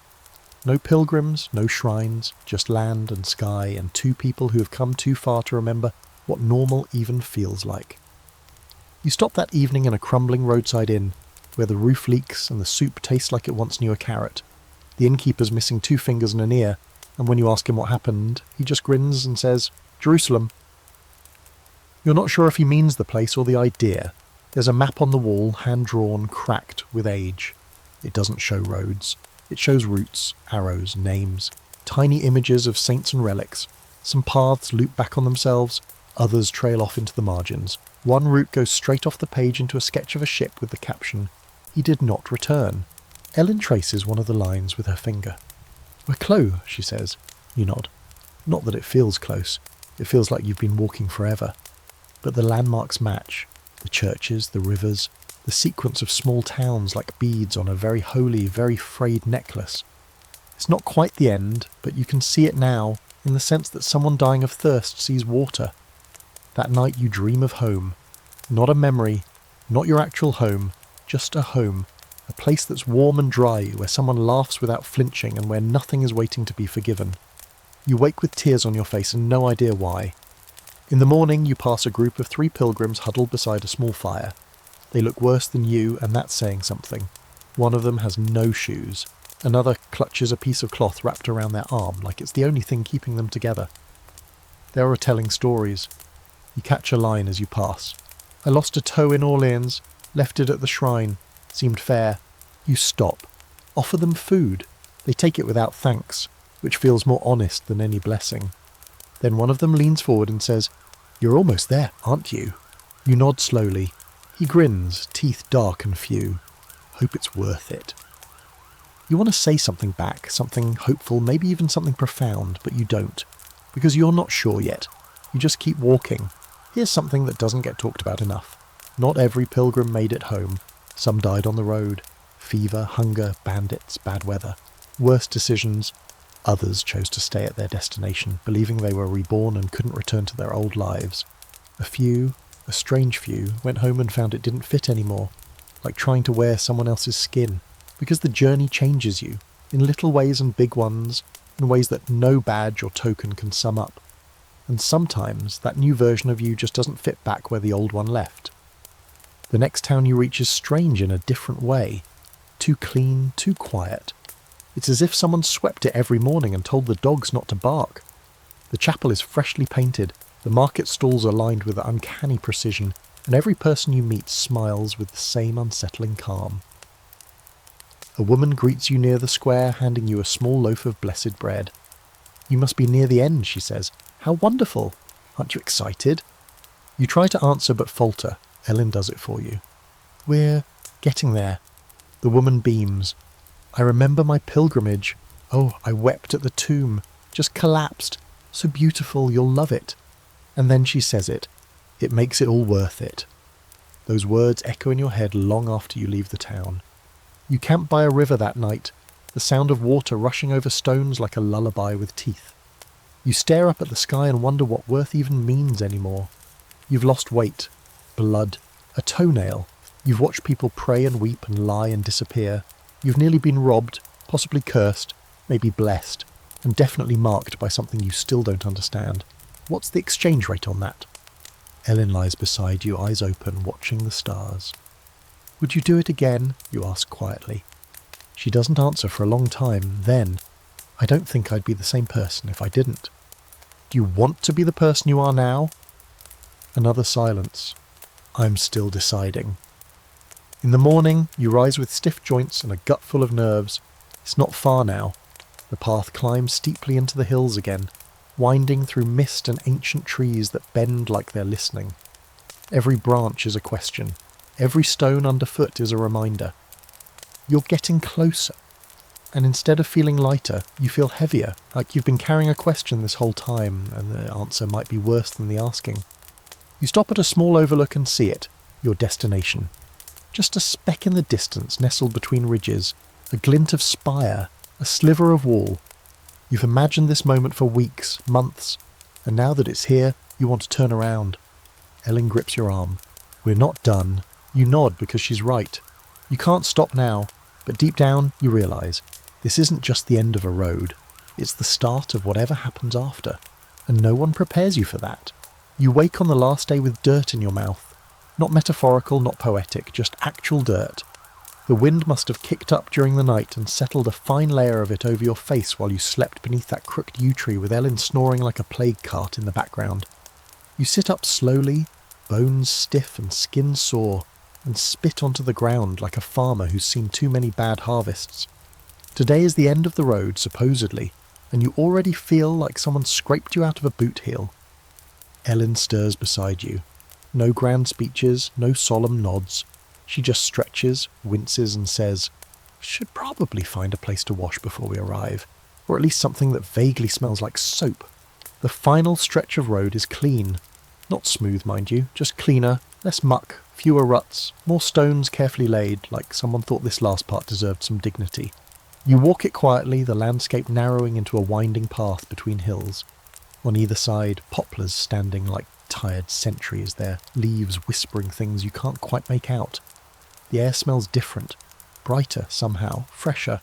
Or maybe it's just that you're finally awake enough to notice, and then there it is, your destination. It doesn't explode into view like a miracle. It creeps into your vision, piece by piece, a roof, a tower, the slow curve of a wall, until finally the city unfurls itself in the valley below like it's been waiting. The spires glitter in the morning sun. Bells toll softly, like they've been practicing for your arrival. You'd expect trumpets, perhaps, or a heavenly chorus. Instead, you get the distant bleating of a goat and the rhythmic slap of laundry being beaten against stone. You don't cry, you're not sure why. You think maybe you should. You've seen other pilgrims weep at the sight of their final shrine, fall to their knees in grateful agony, kiss the dirt like it owed them money. But you just stand there, clutching your walking stick and blinking against the light. Ellen rests a hand on your shoulder. "Come on," she says. "Let's see if they're home." The gates are open. No fanfare, no banners, just a pair of tired guards who barely glance up from their game of dice. You step into the city and feel it all around you. Pilgrims everywhere, hundreds of them, some fresh-faced and bright-eyed, others grey with exhaustion, all of them moving like ghosts with a map. You follow the crowd through winding alleys, past the carts of fruit and vendors selling scallop shells carved from bone, until you reach the heart of it, the shrine. It's smaller than you expected, not disappointing, just human. A little chapel, nestled between taller buildings, its stonework weathered and patched, its roof a patchwork of tile and faith. A line of pilgrims snakes out the door and down the steps. Some are barefoot, some are silent. One man is openly sobbing while clutching what looks like a pork pie. You join the queue, Ellen behind you, and inch forward slowly, like you're lining up for judgment. Inside it's dark, cool, the scent of incense so thick it's nearly drinkable. Candles flicker in iron sconces. A monk with watery eyes murmurs prayers in a dozen languages, and at the centre, behind a grate of brass and reverence, is the relic, a bone. One tiny, unimpressive bone resting on a velvet cushion, its authenticity certified by a seal so old that you suspect it was written by a bishop who thought the earth was flat and saints wore chainmail. You kneel, not because anyone tells you to, not because you feel pressure. You kneel because you've walked too far not to. You close your eyes and try to feel something. Holiness, relief, awe. But mostly what you feel is pain in your knees and the beginning of a cramp in your left foot. And here it is, the uncomfortable truth. Sometimes the end of a pilgrimage isn't a blaze of divine revelation. Sometimes it's just a bone in a box, and the realization that everything you hoped it would fix is still waiting for you inside your chest. You look at Ellen. She's not praying, just watching the candles like she's daring them to speak. And maybe that's the lesson. Not that the relic changed you, but that you changed while you chased it. Afterward you buy a badge. It's overpriced, probably fake, but you buy it anyway because you need something to show for it. You pin it to your cloak, near your shoulder, where the fabric's already worn thin. Ellen buys one too, a small pewter fish with wings. You don't ask. You wander the city that evening. You find a bakery. You sit by a fountain. You see two pilgrims arguing over who walked the furthest. One of them uses a stick to draw his route in the dirt like a battle plan. The other just points to his foot and says, "This says I won." At sunset, the bells ring again. You climb the hill above the city and sit side by side in the tall grass, watching the shadows stretch across the rooftops. Ellen breaks the silence. What now? You don't know. Do you turn around, go home to whatever's left of it? Try to explain to people who've never slept on wet stone or bartered half a biscuit for forgiveness? Or do you keep walking? It's a real question. Because for many, the end of a pilgrimage wasn't a finish line, it was a transition, a shift into something new. Some joined religious orders, some settled near the shrines they reached. Others turned around and walked a different road back, hoping the return journey would answer what the first one didn't. And some never left. You lie back in the grass, hands behind your head, badge warm from the sun. "I think," you say slowly, "we rest. Just for a bit." Ellen nods, then adds, "And maybe tomorrow we keep walking, just without needing a reason." The stars blink awake overhead. You survived, you walked, you broke, you mended, you doubted. And now, you are? No badge can hold that, but your body does. Your scars do. Your feet, your spine, your stubborn soul, every part of you that thought it might quit but didn't. So you close your eyes, listen to the city exhale below you, and let yourself rest. For now, you stay in the city longer than you planned. Just a few days, you say at first. Long enough to wash properly, sleep on something that doesn't rustle or crawl, maybe eat a meal that didn't start its life as hardtack or onion soup. But then a few days become a week, then two. Your legs stop aching every morning, your back stops feeling like an insult. And most surprising of all, your heart stops racing at the sight of long roads fading into the horizon. You see other pilgrims come and go. Some collapse in the square and cry for an hour. Some walk straight past the shrine, like they're afraid of what they might find inside it. Others never enter at all. They get as close as they dare, then vanish back down the trail without so much as a backward glance. You start to understand each of them a little better now. Ellen keeps herself busy. She starts helping in the kitchen of a nearby hospice, chopping vegetables with all the care of someone performing a ritual. When you ask if she's staying, she just shrugs. For now, she says, it's enough. You don't press. You find a rhythm too. You sweep courtyards. You fetch water from the well. You sit under the olive tree in the back alley and write in the dirt with a stick. Not words exactly, just shapes, loops and lines, traces of things that used to matter and maybe still do. You still carry the letter. You still have the flute. You keep the badge pinned, though it no longer feels like proof, more like punctuation. One afternoon, an old monk sits beside you, watching your stick make a mess of the dust. He doesn't ask what you're drawing, just says, "Did it work?" You look at him. "What?" "The walking, did it do what you hoped?" You consider your answer for a long time. Finally you say, "I think I thought the road would change me. Fix something, replace something, but maybe all it did was show me what I was already carrying." The monk nods. That's what walking does. It doesn't give you new truths, just gives you space to hear the ones that were already there. And there it is. You start to feel the pull again. Not toward home exactly, just away from standing still. One morning you pack your things. Slowly. Not because you're unsure, but because you're giving your feet time to remember what they were made for. Ellen watches from the doorway of the kitchen. She's got flour on her face and that same unreadable look in her eyes. "You going back?" she asks. You shake your head. "Just forward. Haven't decided where." She smiles, the faintest crack in her usual stone face. "Try to stay out of weird towers this time." You grin. No promises. She tosses you a cloth-wrapped bundle. Bread, dried fruit, and something that smells suspiciously like fresh cheese. You don't open it. Just tie it to your pack and nod once, the way people do when they know goodbye is too heavy a word. You walk through the city gates with no shell badge visible, no relic to prove you've made it, no fanfare, just your staff, your feet, and the sound of the road calling soft and steady, like a voice you finally know how to listen to. You'll keep walking, maybe not to shrines, maybe not towards saints, maybe just until the next question arrives. But you'll walk, because that's what pilgrims do in word count 811.